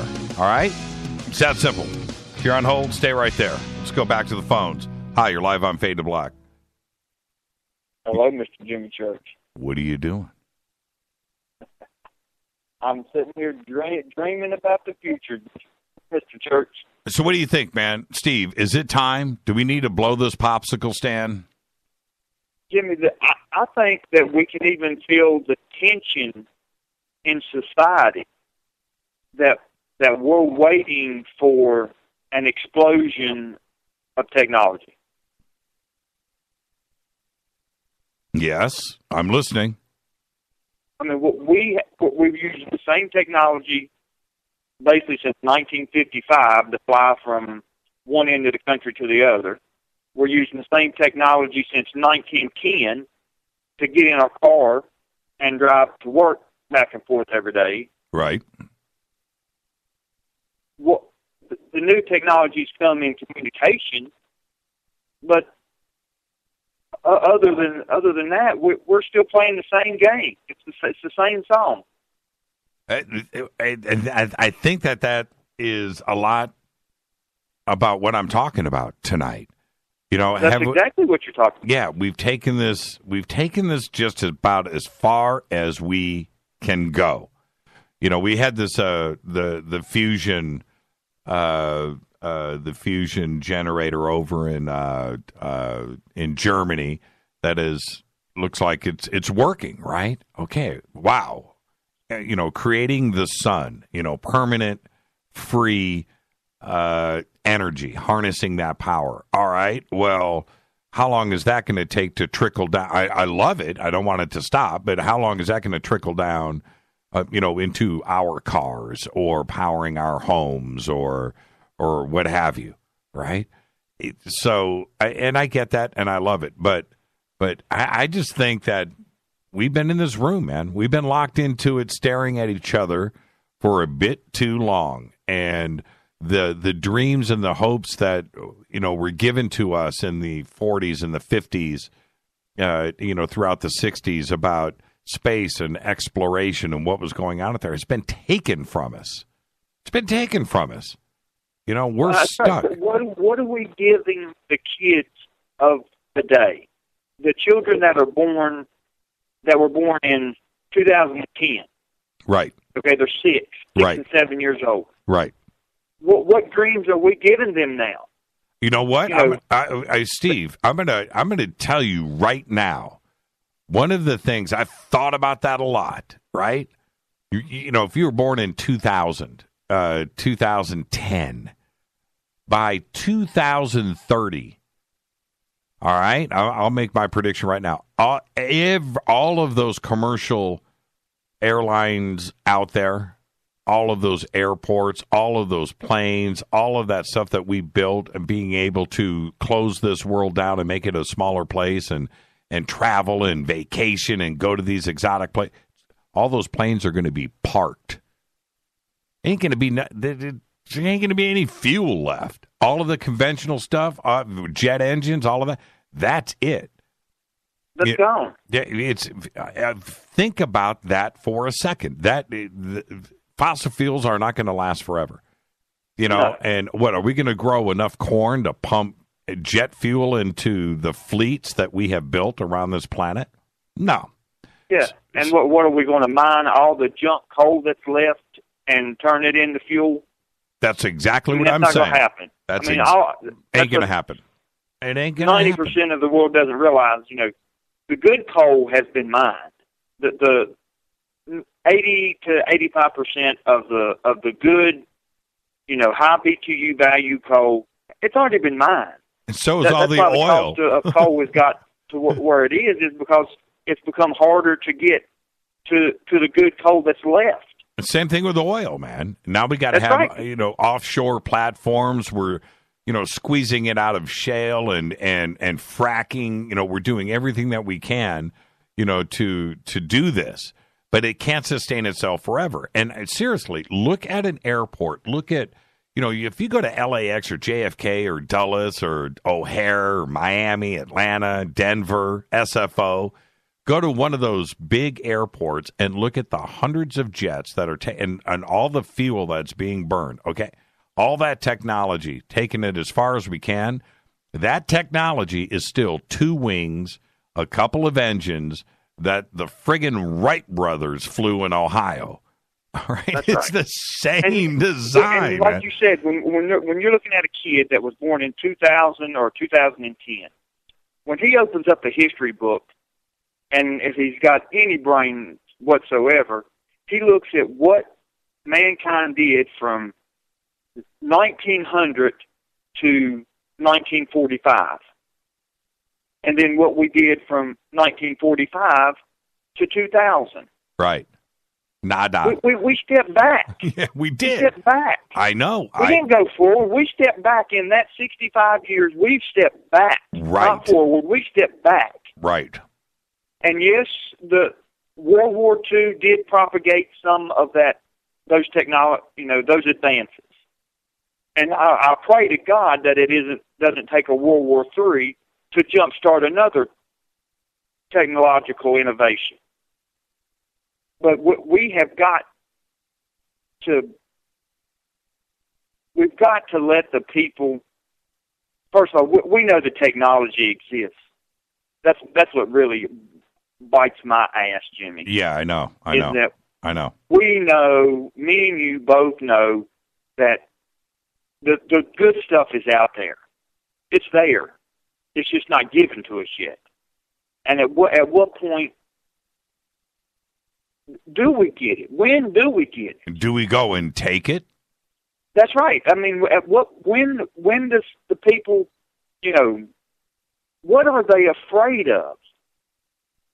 I mean, are they afraid that, that they're going to lose the power, that, just because we will have no more use for coal and oil and natural gas, that it's going to cause an economic collapse and that people are going to have problems with their religious belief systems and, we've got to become more consciously in tune to ourselves to work past these things and realize, I mean, yes, we're going to have some issues that we're going to have to take care of as far as humanity goes.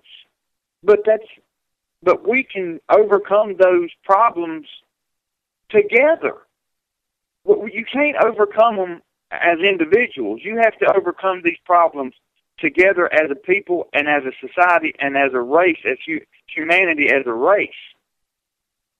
Well, and once we have and we see the problems in front of us, and we know what we have to overcome, right? We can overcome them. That's right. You know, but it has to start somewhere, and it has to start with the truth. See, this is the thing. Opium for the masses, right, is oil. That's it. Everything is controlled with that. All cars, planes, buses, food, trucks, enjoyment, entertainment, everything is oil, right? That's how you control everything. And because of that, everything is focused on that. Literally, the entire world, the entire economic system, the way that everything runs today is oil. If that runs out, you don't have control anymore. Right? That's the thing. That the money stops, the control stops. Look, you want to control Los Angeles, you want to control Charlotte, you build a football stadium and everybody drives to it every weekend. Right? Go watch their NFL team. Opium for the masses. Take away those cars, take away the I mean, just take away that. Just take it away. The family vacation, take it away. I'm telling you, there needs to be something right now, to change the focus of everybody and unite and get a common goal together, and things would change. Things would change right now. I'm just feeling it, man. Drastically. I'm just feeling it, man. You know, me too, Jimmy. I crave the day that I could not even pick up a phone, because I think that there's technology that I could just mentally and consciously say, hey, Jimmy, you want to have lunch at the taco stand today? And in less than 5 minutes, I'm able to either teleport or, somehow get on some kind of craft that takes me across the country to L.A., and we go eat at the taco stand, for lunch. Right. I mean, and it's so frustrating to know that there are people that are doing this. That's what really bothers me. That there are people that have access to this technology to move about the earth in this manner, and they've kept it to themselves. They've kept the power and this technology to themselves. And we have to get to a point where we've got to get off of this rock. I mean, we're in jail. We're basically in jail on this rock. Yep. There's so much. I mean, wouldn't it be so cool to see a sunset from Mars? Mars would be. See, this is what. This is where I feel a little strange. I think I would be 100%. I just said I think that's not true. I would be 100% cool with getting on some big, city-sized starship cruiser and heading out forever and just going in one direction. I would be okay with that. I don't know if I would be the first guy to go to Mars. That takes a special individual. I mean, it takes somebody that. Well, the problem with that, Jim, is we both know that it doesn't have to be a one-way ticket. The technology exists to go there and back. It doesn't. It doesn't. It doesn't. And you're right about that. And now I would be different with Mars if there was a return trip, right? Go out, go hang out. But if there's a return trip, I'm knocking people out of the way to get on the ship. Exactly. Hey, Steve, man, thank you for being who you are, man, and thank you for the phone call. As always, Jimmy, brother, thanks for the time. You're the best. Thank you. Steve from Bluefield. Hi, you're live on Fade to Black. You're live. Yeah, hi, Jimmy. Hey, I just want to say, I think everybody's beating around the bush on this topic. How's that? What really is the problem on this planet? We don't like one another. We really and truly cannot get along with one another. It starts with religions. You have these people that are so devout in their belief of something that they can never prove is true till they're dead, and they want to kill one another in the name of their religion's right and yours is wrong. That's right. The race is basically, we don't like one another. We just don't get along. That's why we were put on separate places on this planet to begin with. Well, and all of a sudden we started to migrate together. Well, it doesn't work. Well, but I'll tell you this: if you built a city and threw 100,000 Christians in it, right? That's it. No other religions. They're going to end up killing each other. Exactly right. It doesn't matter. Exactly right. And it's the nature of the beast. And so, which is back to my point. What's your name, by the way? Cliff. Okay, Cliff. Check this out. Which is back to my point. If you put anybody, the best of friends and everything, all like minds in the same room, and the longer they're there, the more that they hate each other. It doesn't matter. Exactly right. And so that's exactly right. So I think we've just been on this planet for too long. But if it's you time took those same people and we put us on a different planet, we go out of our minds. The first time we heard, hypothetically, something knock on the door, but is that we'd be wanting to kill it and hide in corners and never come out. So is that a reason not to go? No. The reason for not to go is there's probably nothing there. And if it was paradise, it's just like NASA.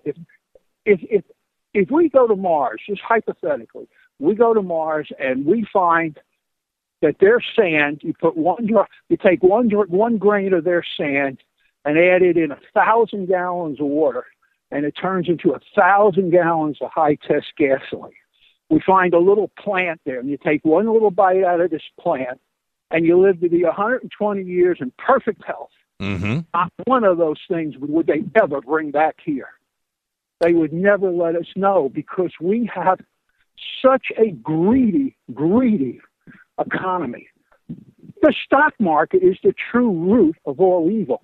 It's never satisfied with how much money it makes. Well, but back to my billions, $3 a gallon. But see, Cliff, everything that you are saying right now is exactly my point. We've got to figure out a way to focus everybody and change. That's what if? And I know it's a crazy idea.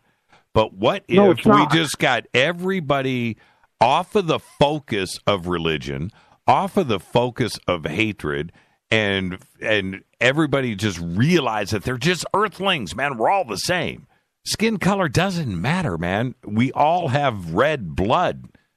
We breathe the same air. We need a common enemy. And we need men like to hate something. We're the only race on earth that kills for fun. Yeah, and the richer these people get, the more they like to kill. Yeah, I know that's an easy way to go, and an easy way to look at things. But that's where you and I are a little bit different. I don't look at it that way because I'm going to tell you right now, I don't hate anybody. And hate is a really, really strong word for me. So you and I are different in that outlook, but I understand what you're saying because there is enough people out there that absolutely, it never ends. Which is my boss makes $1 million a year, and the first thing he did when he got his big promotion, he wanted to go to Africa and kill the big three. Yeah. I said, what the hell do you want to go there and shoot some poor elephant and a tiger and a lion? Oh, because I can. Yeah. Well, what? Yeah, you're right. Fun in murdering some poor defenseless animal? Right. Did you know, and I want to thank you for the phone call, Cliff. I'm going to leave you with this. Thanks. Did you know Costa Rica is now the first country in the world where hunting is illegal? You cannot kill animals in Costa Rica. You can't. You cannot. How's that? Hey, Cliff, have a great, safe night, my brother. Thanks, Jimmy. Appreciate it. Yeah, I appreciate it, too. Cliff is right. That's what I was saying earlier. As soon as we, invented the bow and arrow, and we went out and shot a deer with it, and the second thing that was shot was probably somebody's brother. I'm serious, man. It was like, wow. So this has been going on forever. Cliff is absolutely right. We've always had this fundamental thing about the common enemy. Speaking about killing of animals, check this out. And if you're on hold, stay right there. Okay, I'll get to all the calls. 323-825-5045. Speaking about killing of animals, wild giraffe numbers have plummeted by 40% in the last 3 decades. The species is now vulnerable to extinction. The news broke on this morning. The population of the world's tallest land mammal has dropped below 100,000, mainly due to shrinking habitat and illegal hunting. And this is according to the International Union for the Conservation of Nature, the IUCN. Previously, giraffes held the status on their list of least concern.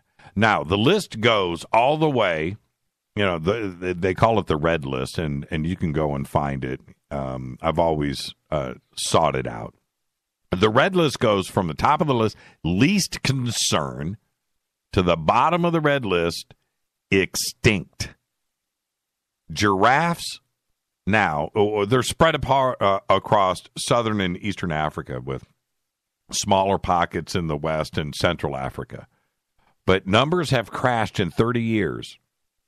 30 years ago, 157,000 in Africa, down to 97,500 last year in 2015. How crazy is that? Giraffes. Why the illegal hunting there? I don't get it. Why would you do that? You don't have ivory. You don't have other. I don't know what it is about giraffes, right? That they would be illegally hunted. How could you? What's going through somebody's mind that you're going to kill a giraffe? A giraffe. But we can't let giraffes go extinct, and that's another part to this entire question that I've raised tonight. Has it come down to that? That we're so bored, we have no goals as a species. There's nothing going on here. So now let's just, let's wipe out all the animals. Let's go poach. Let's go hunting for sport. Cliff brings up a very, very good point. I mean, how did we get here? Now, it's another thing, and I get that. 300, 400, 500 years ago when there were, when you think about how many buffalo, the bazillions of buffalo that were across the United States, right? I mean, seriously, you walked around and you didn't watch your back, you were getting trampled, right? Okay, well, I get that. We could lose a few buffalo here or there. No, But today, it's not like that. Our land where humans have never set foot is shrinking. It's large parts of Siberia where nobody's ever walked. I understand. But pretty much now, Africa is been discovered. You know what I mean? And where do the animals go to now there where they're not going to be interfered with? They're always going to see humans. They're going to see a Range Rover, Discovery, Defender rolling through with a couple of dudes in the back with guns. What? You know, Brazil is shrinking, man. It's shrinking. Do we need to get off this planet? I am serious. I brought this up earlier, and thank you, Mark, for posting. Yeah, giraffes. Giraffes. Yeah, that's tough to look at, brother. But thank you for posting that. I talked about this earlier with Steve, and last night with Scott Wolter. The star-in-a-jar fusion reactor officially works. Infinite energy. Infinite. Yes, the new tests verify that Germany's Wendelstein 7X fusion energy device is on track to safely suspend plasma in magnetic fields. In the study published yesterday in the edition of the journal Nature, researchers confirmed that Germany's Wendelstein 7X, the W7X, fusion energy device is on track and working as planned. The space-age system known as the Stellarator generated its first batch of hydrogen plasma when it was first fired up earlier this year. The new test basically gives scientists the green light to proceed to the next stage of the process. It works like this. Unlike traditional fission, right, which splits atoms of heavy elements to generate energy, a fusion reactor works by fusing the nuclei of lighter atoms to heavier atoms. That's how it works. It's the opposite. The process releases massive amounts of energy and produces no radioactive waste. The fuel used in a fusion reactor is simple hydrogen, which is extracted from water. We're right here. Right here. Amazing. This is Fade to Black. 323-825-5045. Thursday night, Fader night. Taking your phone calls live. 323-825-5045. Do we need to get off this planet?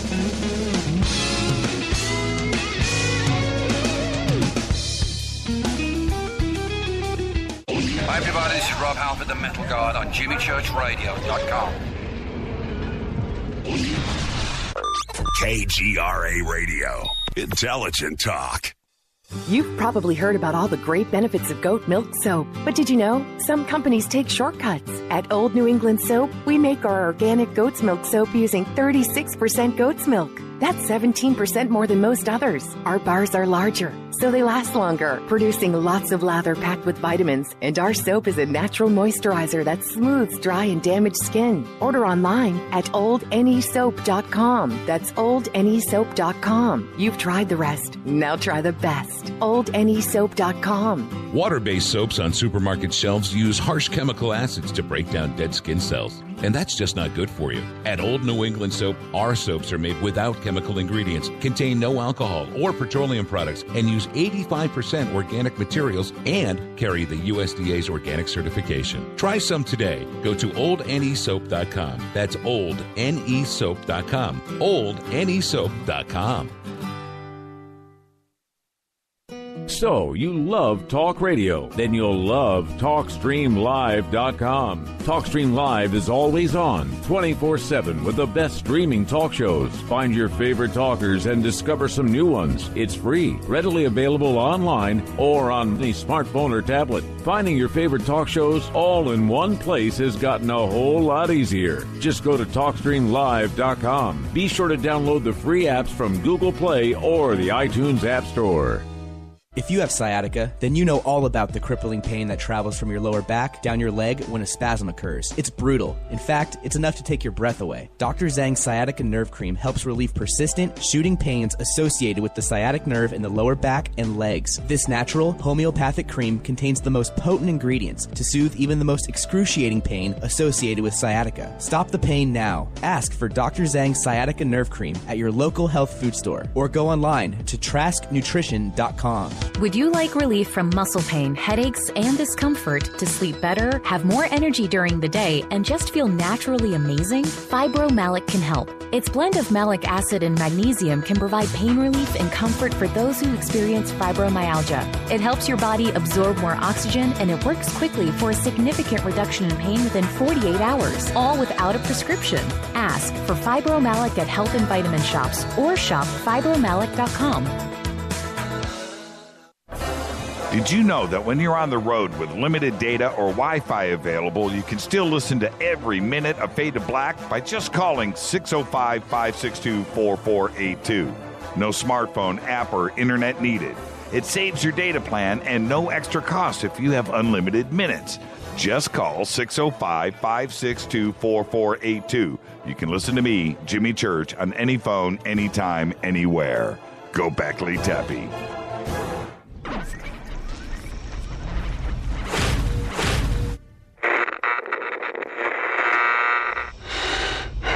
You want to know a secret? I love ponies. I really love ponies. I'm serious. I couldn't stay sane without ponies to brush. Why Fade to Black? Because you never got that pony, damn it. This is Fade to Black with Jimmy Church on the Game Changer Radio Network and KGRA, the Global Radio Alliance.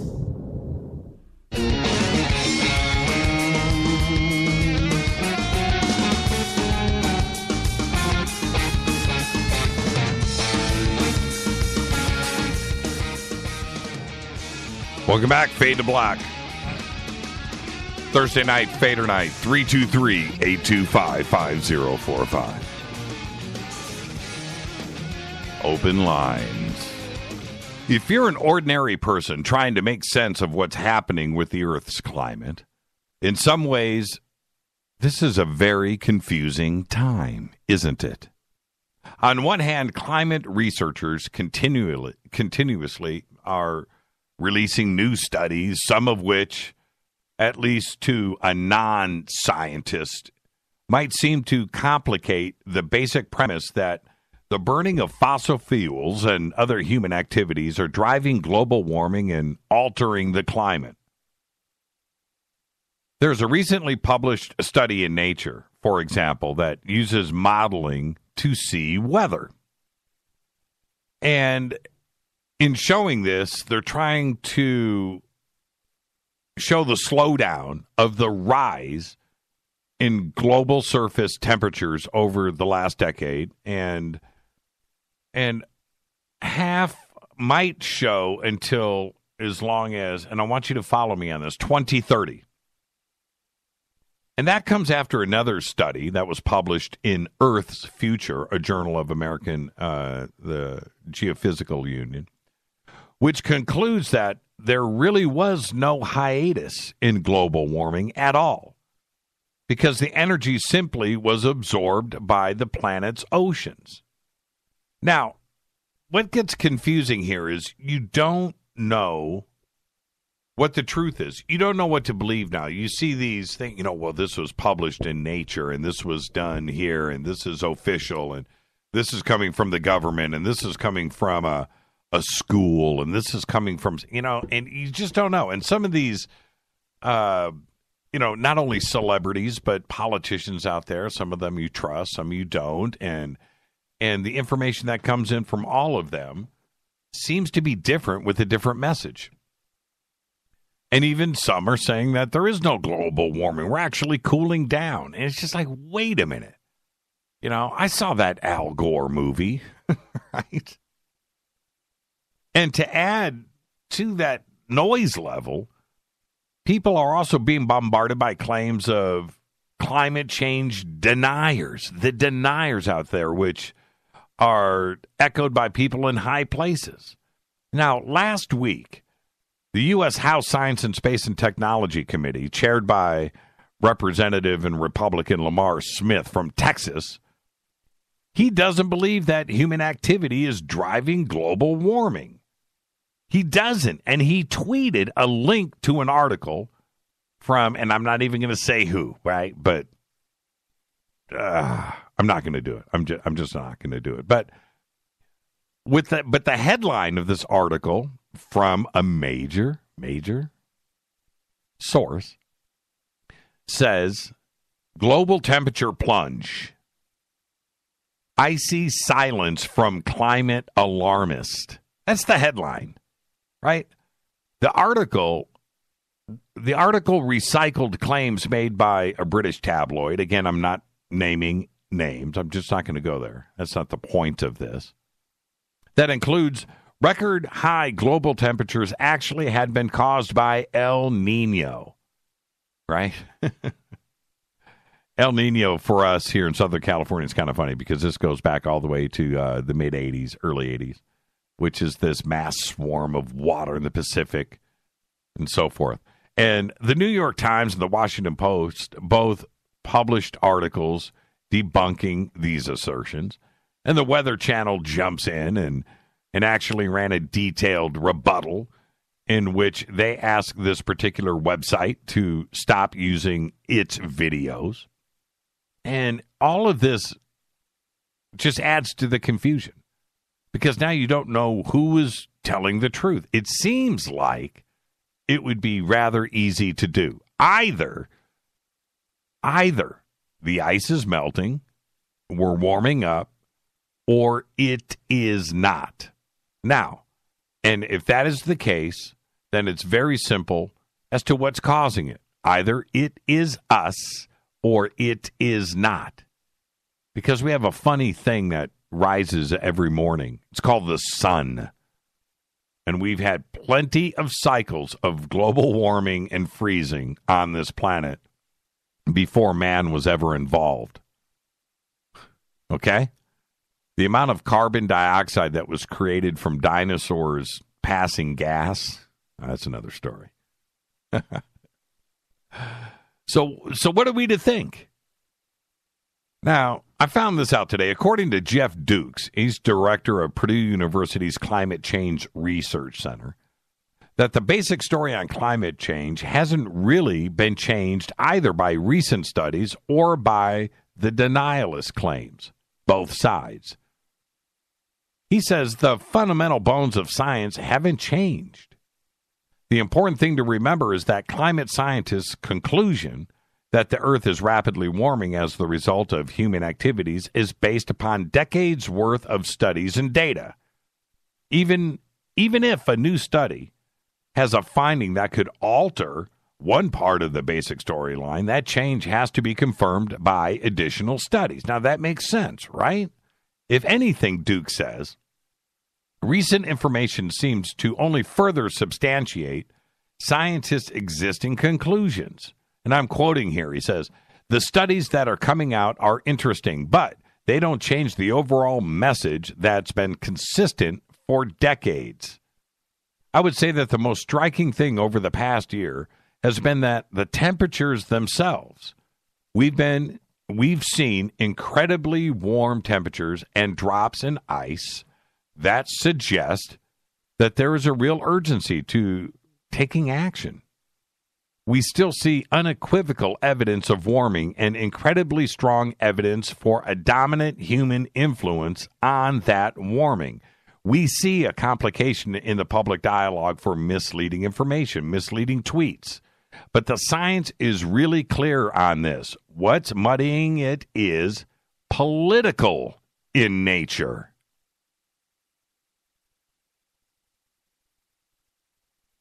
Indeed, surveys, yes, surveys, have found people's views about climate change, they tend to be shaped by their political leanings, and that they reinforce those views by getting their information from media sources that tend to agree with their existing beliefs and the political slants.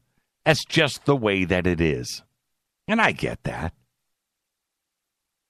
He dismisses the assertion that El Nino alone caused for record temperatures, or that any recent temperature data has discredited climate science. I'm quoting him here. He says, El Nino was a big part of what we've been experiencing in the past year, but it coming on top of this massive amount of greenhouse gases injected into the atmosphere, that's what happened. Makes sense. Now, beyond that, he goes on to say that climate change is a long, uneven process. We're going to see lots of year-to-year change, he says, and variance. What the significant question to me is, how do we expect the climate change over the course of the coming decades and the centuries? What can we do, and what are we going to see? The 6-month period from January to June of this year was the planet's warmest half year on record. On record. The other part that is confusing, and to those non-scientists, and I get this, is that at the same time, we're having these brutal winters. These brutal, long-lasting, worst winters in forever. And when you combine that with the warmest and you start to average out temperatures, it looks like nothing is really happening. But there's no question that the 6-month period from January to June was the planet's warmest half year ever. Well, on record. So we need to think about that. Do we need to blow this popsicle stand? I'm serious. We need to really, really, really stop really quick. And I'll tell you something else. And if you're on hold, stay right there. Okay? I'll get to you. If we don't figure out a way to get off this planet and get to Mars and colonize now, I mean in the now. You like that? You like that, Spaceballs fans? In the now. It may be too late for us to get when we do need to really go. There's no oxygen left. There's no fresh water left. We're out of oil. We have no way to create electricity, and solar power is not working because all the dust in the clouds created from the dust storm because of the climate, and now we're in a worldwide drought, and we've run into this weird cycle of things, right? Think about that. And now we don't have a way to get off the planet. Hi, you're live on Fade to Black. Hey, Jimmy, it's Tams. I've got a couple of things. You know, you talk about how people are angry, and the one caller was saying people are angry. They sure are, but I think a lot of it is because there's nothing to do anymore. You know, how many people in America are out of work? There's only so many days you can literally sit there and watch TV. When I got shot in the head, I bought this house in 1999, and I was so bored. The doctors told me I couldn't work, I couldn't do this, I had brain damage, I had all this stuff. I redecorated the house every year.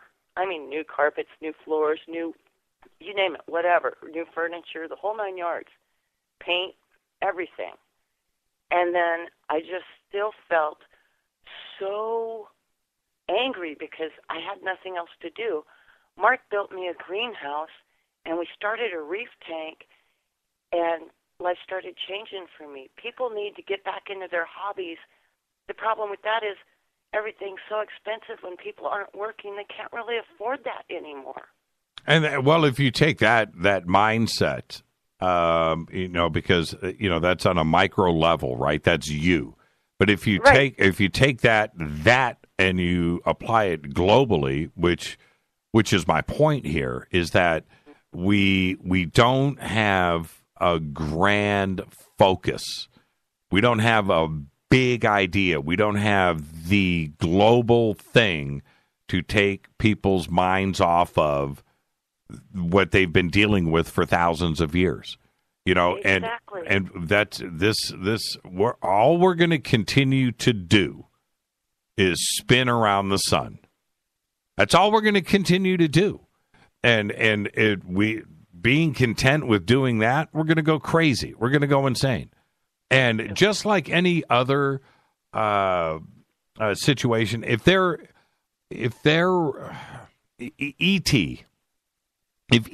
was a war type of society, right? They would have killed themselves off, right? That's it. They would exterminate themselves, just like we're about to do. And the fact that we have the capability with a very small part of our offensive weapons, I mean, just a fraction of our offensive weapons would eliminate all of the cities in the world, all of the technology, all of everything. And then another small fraction would eliminate everything else that is left.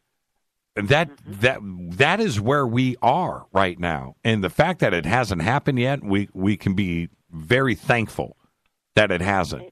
But that's it. And I really mean this, Tammy. I mean, this I know boredom you do, and thing. I'm with you on that too, Jimmy. But at the same time, create the jobs to get us there. Give people hope again. I look around me. I mean, it's not just me. I look around and I see people that are kicked out of their houses due to bank fraud, bank corruption. They can't feed their kids. They're in the wintertime. There's no homes. There's down the road, there's 26 houses that are brand new built. Nobody living in them. Right. And then on the other side of me, over by the river, there's people camping out in tents and families. Right. Yeah, I know. And we have look. Why can't we make this work? You have it. Look, go down to downtown Los Angeles and go to Skid Row, and you're going to see 20,000 people living on the street. It's here in Florence, Oregon, and we are a small community. Yeah, I get it. Tammy, thank you for the phone call. All right. And you're absolutely right. We've got to end the boredom. Thank you so much, Tammy. Be safe out there. All right. You too, hon. Bye. Thank you. Whoa. You're live on Fade to Black, but you got something you need to turn down in the background right now. All right. That's it. That's how quickly that ends right there. So, it's so funny. Somebody stays on hold for so long that that they forget. That's it. Okay. So 323-825-5045. So when it comes down to and John was and myself too, but we've been talking so much about this fake news. And we have also been dealing with the fake information about climate change. And on both sides, this is what's curious here. We have the deniers, we have the supporters of it, and we have and then even inside of those circles, on both sides, can't agree. You're getting so much information coming at us. The one thing that I believe could be going on, I could be wrong. I could be wrong. I'm not the smartest guy in the room, but something says to me that 12,000, 10,000 years ago, we were at the end of the last modern ice age. All right, that was natural. I don't think that Neanderthal created that. Homo sapien had something to do with that, building too many campfires. So it's a natural cyclical thing. It's natural. And the other part of that, if you go back hundreds of millions of years in different sections of Earth history, and you go back to this and you go back, there at one point there were too many trees, too much vegetation, too much carbon in the atmosphere, carbon dioxide, not enough oxygen. You couldn't breathe. So they're what, and the animals that did survived a different way, certainly in the oceans. But that had nothing to do with man, right? It's happened over and over again. Sun heating, cooling, clouds, atmosphere, rain being held up in the atmosphere, not getting to the ground. Think about this. Volcanic activity and just craziness. The earth is going to do what it's going to do. So is man causing this? Well, look, you go and you see something like Beijing, or you see cities in India, or you see this the crazy open air pollution that is, just go look and see what's being burned in Brazil, and just look at what's plummeting. Absolutely, right? But Earth has a way to check and balance a lot of that stuff. But it has a way of doing things all on its own without us. So why aren't these questions answered in a more direct way? Why can't we just get the straight answers for all? Is it us causing it? Is it the sun? Is it natural? Is it not? Is the ice melting? Is it not? Just give us the clear answers. We can handle it, and let's go and get it fixed. But right now, we don't know what to do. We don't know what to believe. And there are some pretty powerful websites out there that if they're going to go out there and say, well, you know what, we're not causing it, people are going to believe that. That's it. That's the influence of the media. Have the other side. No, the ice is melting and it's being caused by our carbon footprint. Okay, well, people are going to believe that too. Me, I almost don't believe either side. I'm just wondering if it's the sun. Think about that. Hi, you're live on Fade to Black. You're live. Hey, Jimmy, it's Corey. How's it going? Hey, Corey, how are you? Not too bad. Just been listening to your show, and I feel frustrated like everyone else out there. I make it a point to talk to a lot of people in, just places I go, the bank or grocery store or whatever. Right on. And everyone is feeling the same way. They're frustrated. They don't believe our news. They don't believe the media anymore. And they're waiting for something to happen, something to pop. And it just seems like we've been in this cycle for 6 or 7 years now. And when is it going to happen? When, like you say, is the boredom going to end? So that's the way I felt for quite a while. It's frustrating, and I think your caller before kind of hit the nail on the head. We've got to get back into our hobbies and living our lives and not worrying about this, because there's really nothing we can do right now until really the shackles are released from our government and the powers that be, because we're basically just peasants.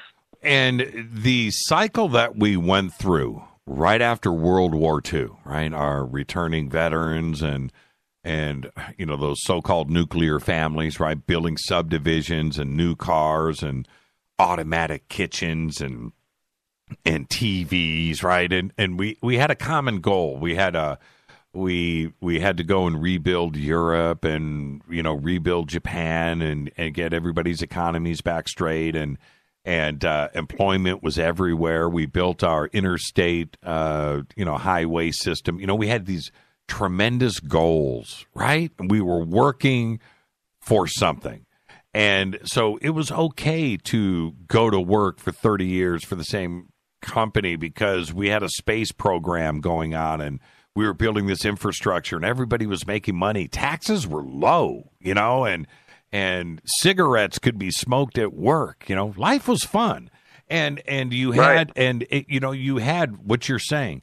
You had hobbies. Everybody was building mini bikes or radio controlled airplanes, or, the wives had their women's clubs and books clubs and bridge clubs and things. And, it was fun, right? Right. It was fun.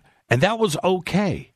right? And now, because we were going to a goal, and we could look around us, Corey. We could see the new interstate system. We could see the new cars rolling off the assembly lines. We could see the new TVs. We were working at those factories, and we were building things, and things were just, man, right? Well, I know, and my God, we're still driving combustion engines. That's what we're using. Right. How long is that? 100 years now? Right. It's incredible. Right. Everybody knows. Everyone I talk to, whether they listen to shows like this and are a little bit more far, out there, alt-right when it comes to, alien technologies and whatnot, which I believe in. Right. But they know that the stuff is being hidden from us. Who in their right mind can see, a large airplane flying through the sky today that was in use in 1965? Yeah, right. It's ridiculous. Yeah. Yeah. We're not being fooled anymore, and I wonder if our government has, or whoever's running the show has some sort of, group or theory going, how long can we betray these people and not tell them the truth and not open up society and open up our minds? They've got our kids buried in these phones. They don't learn like going outside and going fishing or taking a walk through the woods or, picking up a snake or just something simple, right? Right. They're in these phones all the time. And so that's nothing more than just an obstruction to real life. So I don't know if that's on purpose or if that's just where we're at, but you can talk to someone in China right now, face-to-face on FaceTime. But yet we're flying planes that are still in use from 1965. Well, something's wrong. Yeah, every time I get stuck on the 405 freeway, 10 lanes of traffic in one direction, right? Not both sides of the freeway, 10 lanes, and I look in front of me, and it's like that for 3, 4, 5 miles, and it's bumper to bumper, and the cars are not moving for hours, wasting what the dinosaurs died to give us, right? You know what I mean? And it's just gone. Absolutely. It's gone. Once it's burnt, once that gas is burnt, it's gone. Gone. We're done. We're done. It blows my mind. We can run stuff off of, like you were talking about fusion earlier. We've had the ability to use water to fuel everything that we need. Yeah, for 50 years. Hydrogen fuel cell cars make perfect sense, right? But you know what? There's no infrastructure to make that happen. There's no infrastructure. There's no way to make money on it. And so therefore, right? But it's a perfect design. Hey, Corey, I got to hit a break here. Yep. I got to hit a break here, man. Great phone call. Thank you so much. You bet. Thanks for having me. Have a good one. All the best. That's what I'm talking about. Thank you, Corey. Great phone call. Yeah, when it comes to fuel cells, right? Think about that. The emissions out of a fuel cell car are steam. Steam. You get the hydrogen from the oceans. That's it. It's that simple. Right? But they can't make money off of it. And there you go. Bye-bye. It's Fade to Black. I'm your host, Jimmy Church. Open lines, 323-825-5045. I'll be right back.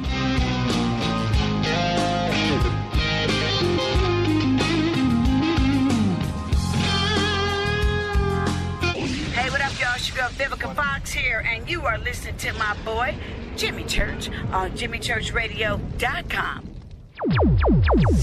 Despite popular opinion, reading a book will not make you smarter. But listening to Jimmy Church will. Balance of Nature's fruits and veggies. I had gout in both my knees, and it's gone. Well, I'm pretty stupid. I should have ordered it 15 years ago. Best thing I ever got in my... It's the most effective product that I've ever bought in my life. He had eczema on his hand, and it cracked for years. Mm-hmm. He did anything from doctor, every cream, everything. And 3 months on the veggies and fruit, it was gone. They're just awesome. They keep asking me, what am I doing? I told them what I did with my cholesterol. I had the blood test, right? and it went down 100 points. 262 now, it's 162. Everything is just perfect. Call now to find out how to get your free month's supply of Balance of Nature. Call 800-2468-751. That's 800-2468-751. Call now, 800-2468-751. Or go online to balanceofnature.com. Use promo code TSL. Would odors, mold, and mildew describe your basement or crawl space? It doesn't have to be that way. Transform them into a fresh, healthy, usable one with the technologically advanced Wave Moisture Control Units. The computerized operation maximizes moisture control and also expels harmful radon, combustion gases, and numerous other pollutants. Dehumidifiers are old technology that do nothing for air quality and waste energy. Wave units are intelligent, self-monitoring, do not need maintenance, and will save you hundreds in electricity. Wave units are still running effectively over 15 years. They've been tested and installed in public and military housing and by property managers nationwide. Buy a unit now, and if your home is not fresher and drier, you can return it for a full refund for up to 12 months. What have you got to lose? Call now. 1-888-618-WAVE. 1-888-618-WAVE. Or visit mydryhome.com. That's mydryhome.com. Wave Home Solutions for a healthy, comfortable home. What's up, Fadernauts? Studio Dome loves Fade to Black and the F2B audience so much that they have put together the ultimate stereo Bluetooth system. They've done it just for you. Man, check this out. The Studio Dome SBB2 stereo system is here.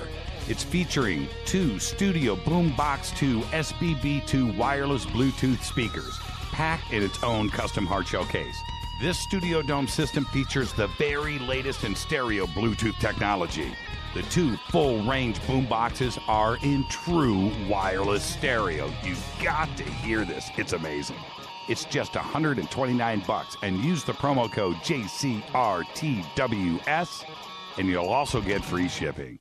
It's simple. Just go to jimmychurchradio.com, click on the Studio Dome banner. Go Beckley Tepe.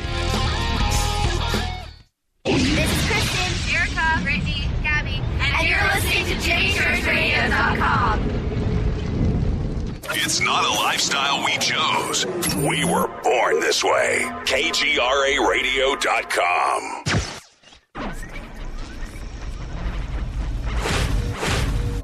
This is KJCR at JimmyChurchRadio.com.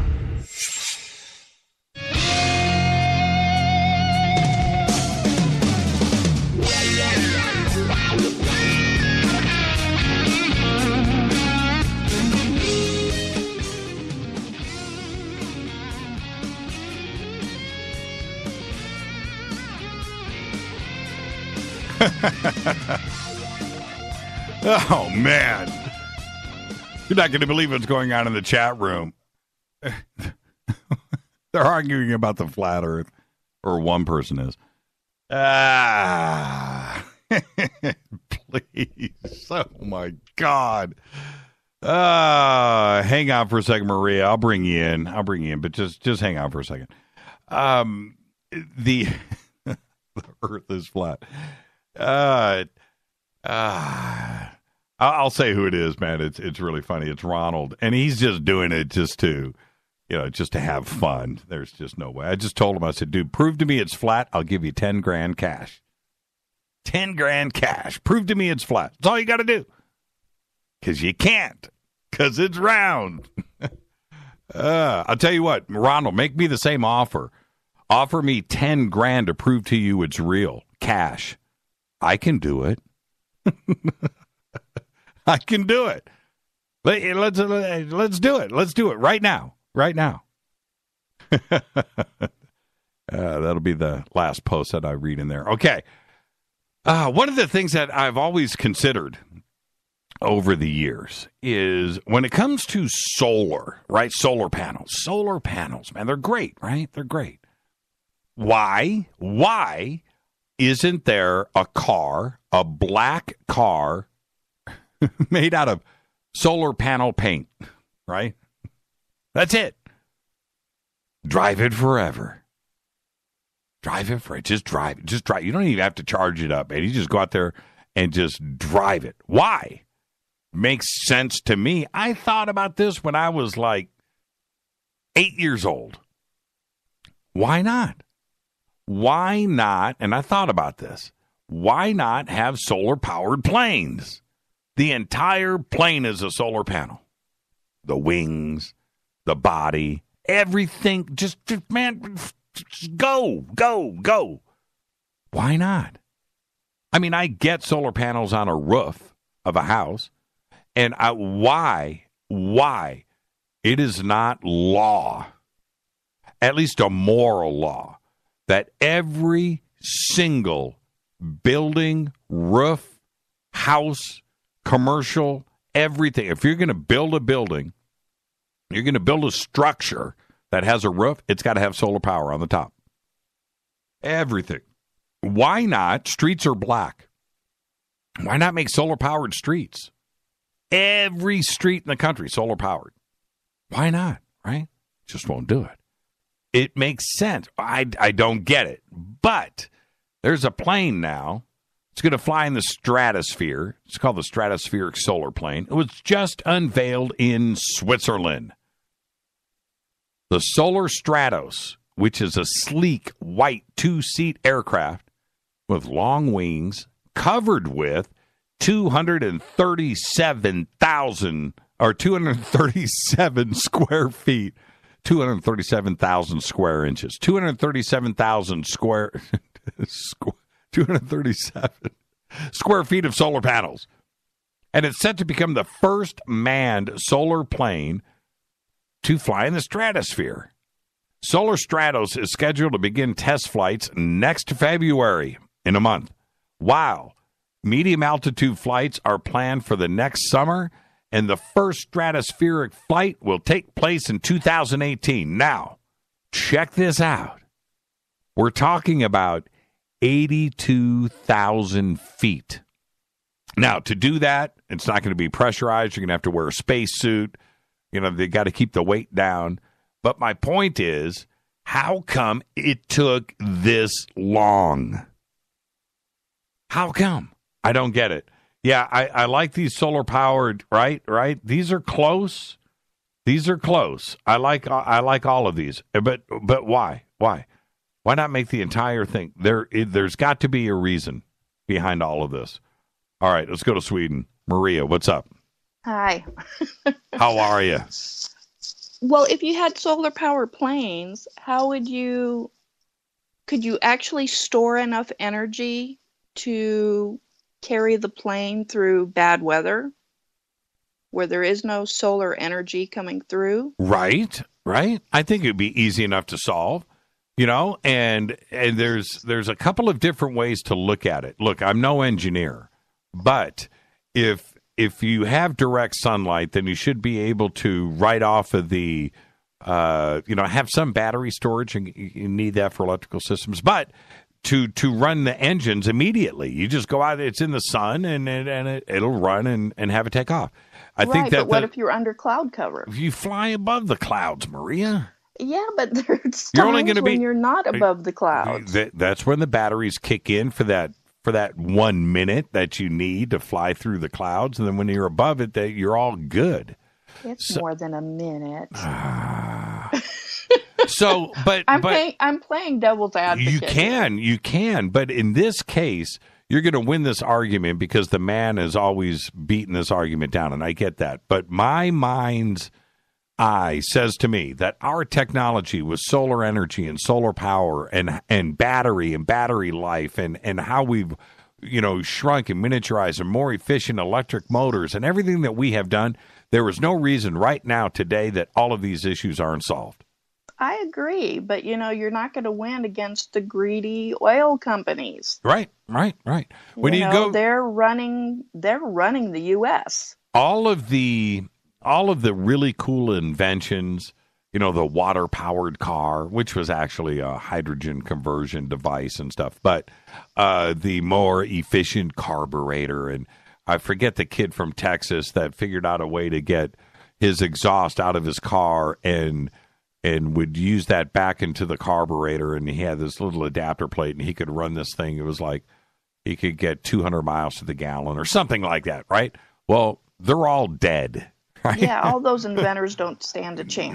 No, they're all dead, and they got bought off and this or whatever. But yeah, I totally get that, and it's not happening in Europe, though. Well, those wacky Europeans, But see, well, I mean, there are a couple of countries now that have sworn to be completely solar. Well, or Iceland, wind. right? Isn't Iceland and Holland? Holland wants to be all of the countries in the I think Holland. Germany is close, right? And right. Sweden has set a date. I don't Right. remember what the date is. It's Right. a bit off, but Right. they plan on being completely off oil. Yeah. Well, Sweden would be easy because only 20 people live there, so that would be easy.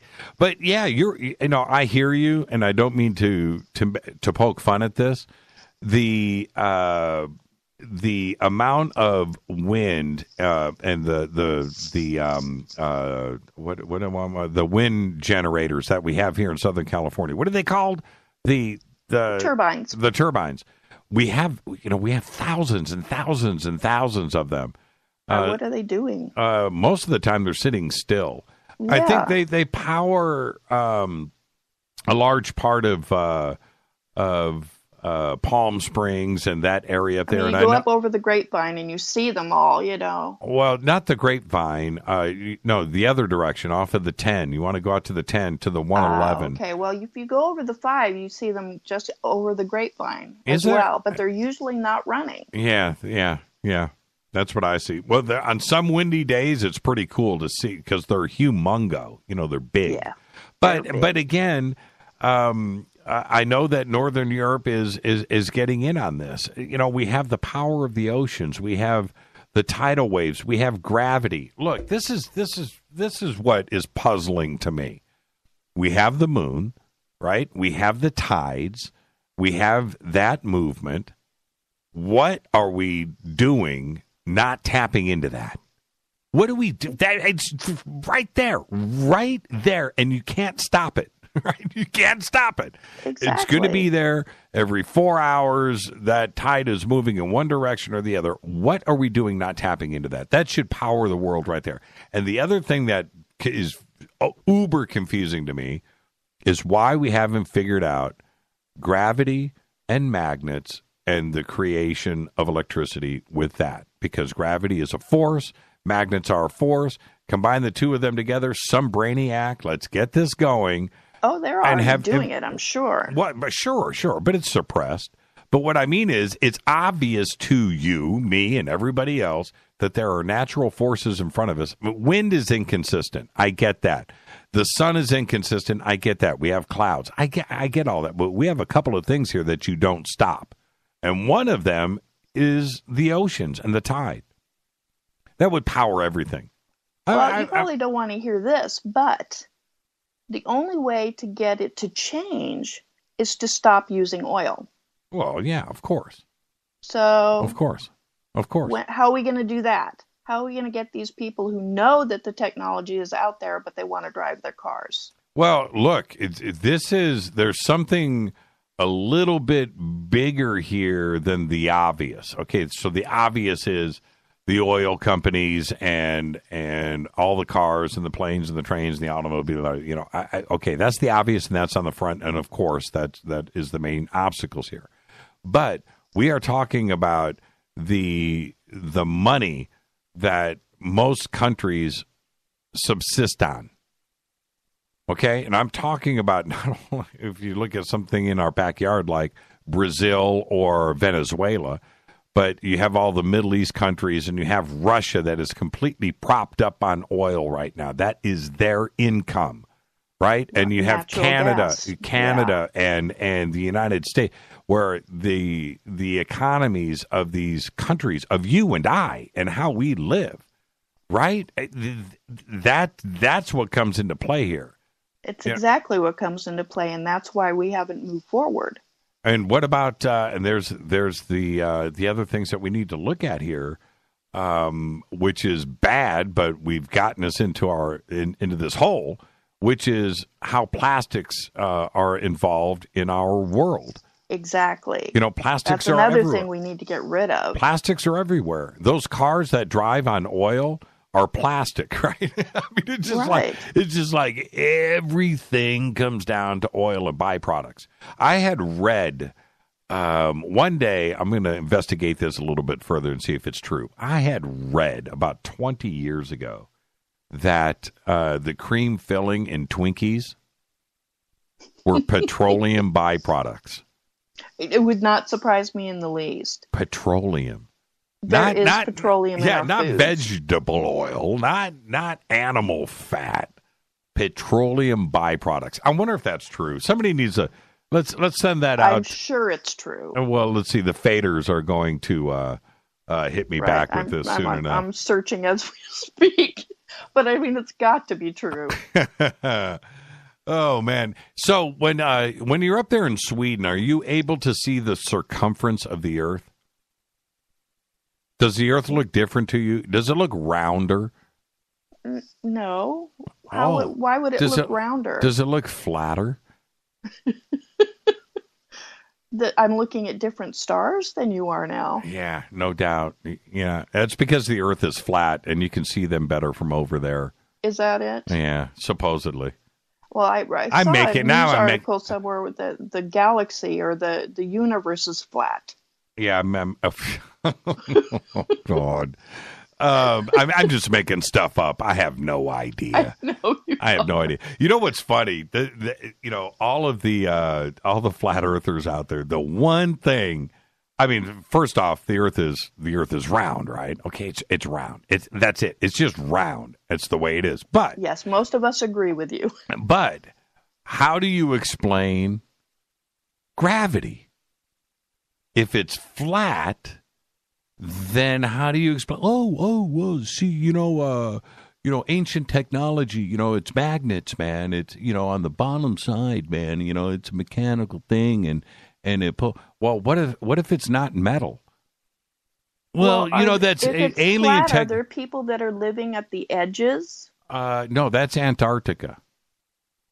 On both sides? All the way around. No, on the bottom is nothing. We have a dome.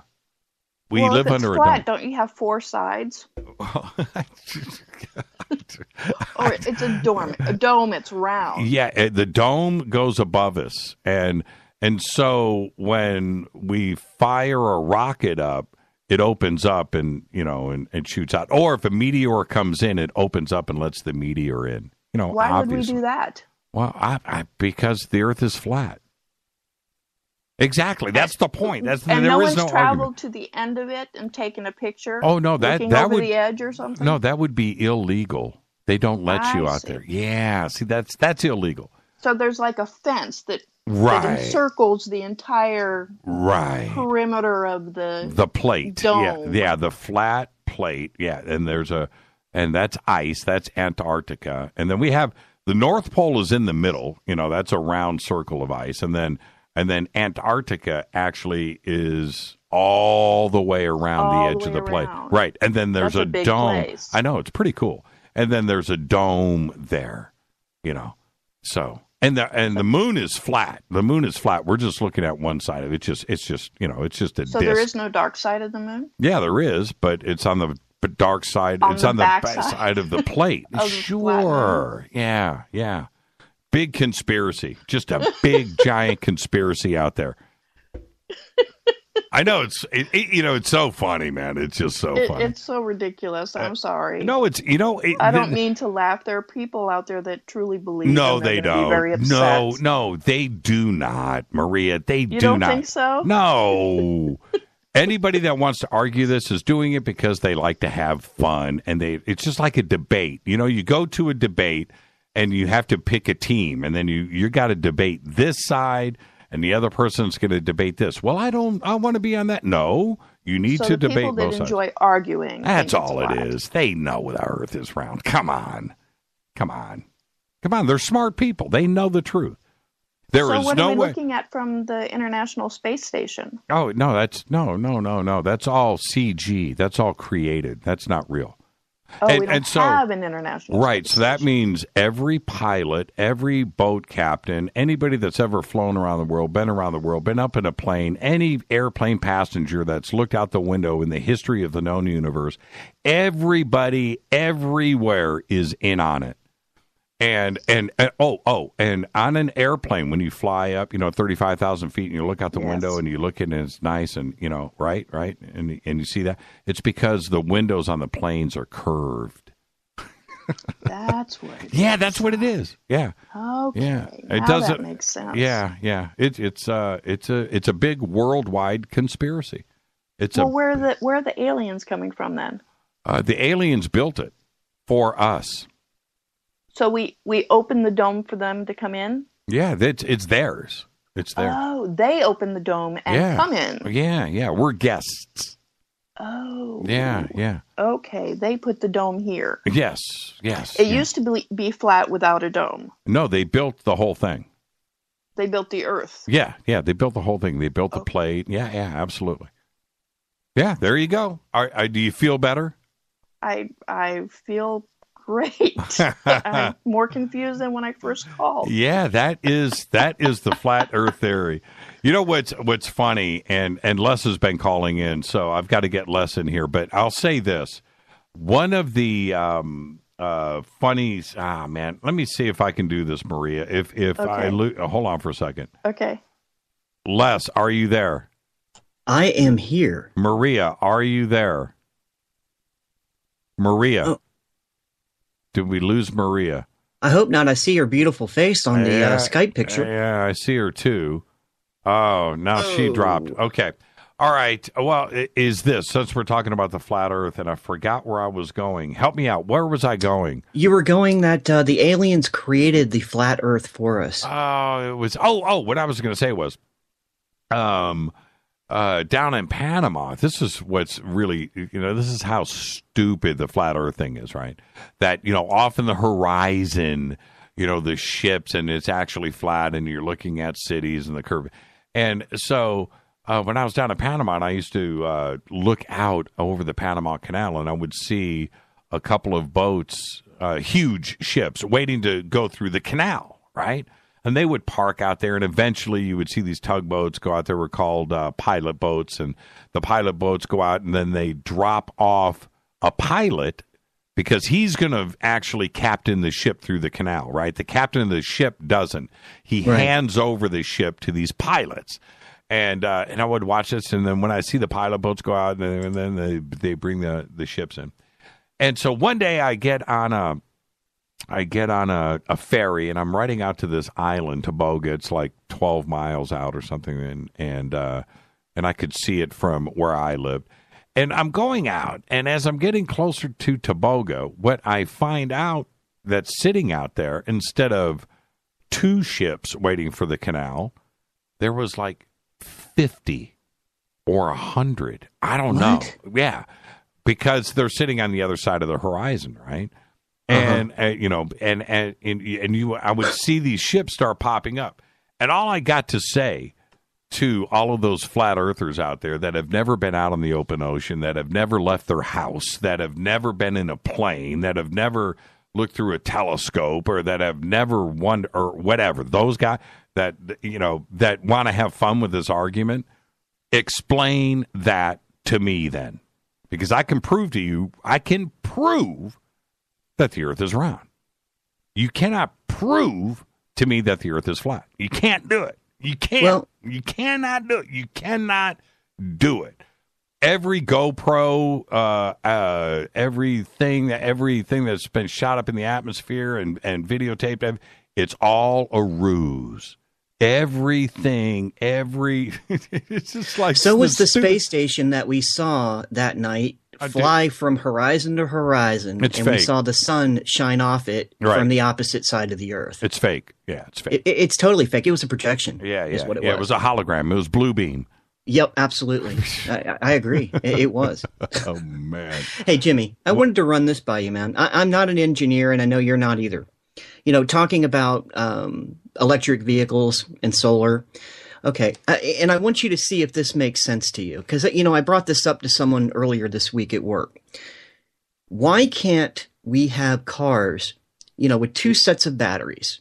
Okay. Right. One set of batteries in the front and one in the back, since generally most cars are 2-wheel drive. Mm-hmm. Okay. One set is just going to rotate while the other one, has the power connected. And why can't those two wheels that are just rotating generate power to the batteries in the back?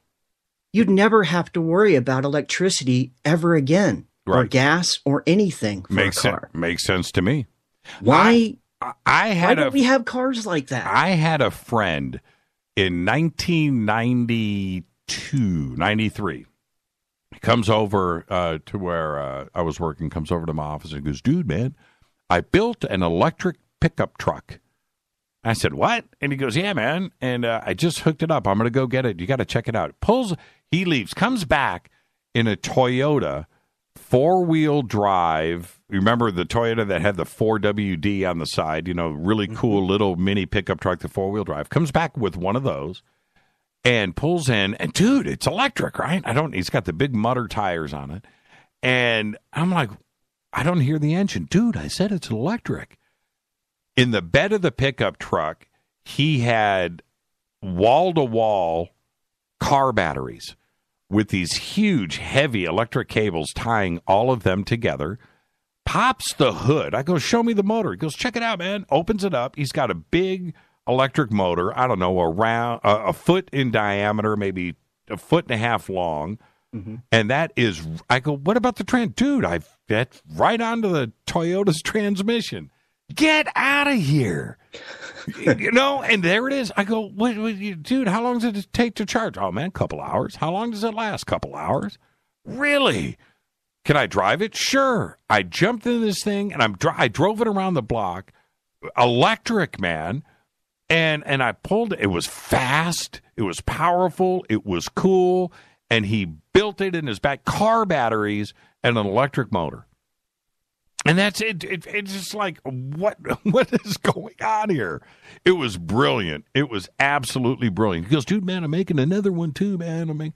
And there it is. I'm not making this up. This is a real story, All right. Hey, Les, I love you, brother. I don't know how we do it every time, but we are up against it. Take us out of here.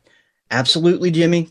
Special thanks to Jon Rappoport and all the first-time callers and Fadernauts who phoned home tonight. Fade to Black executive producer is Rita Camarion. Special thanks to LJ3, that's me, Renee, Jonas, Mark. Thank you, Dennis. Thank you, Brother Bob. Announcers are Steve Harder, Gene Vito, and Mark D. Kovar. Fady by Dale. Webmaster is Drew, the Geek. Music, Doug Aldrich.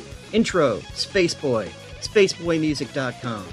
Fade to Black is produced by KJCR for the Game Changer Network. Syndication is KGRA The Planet.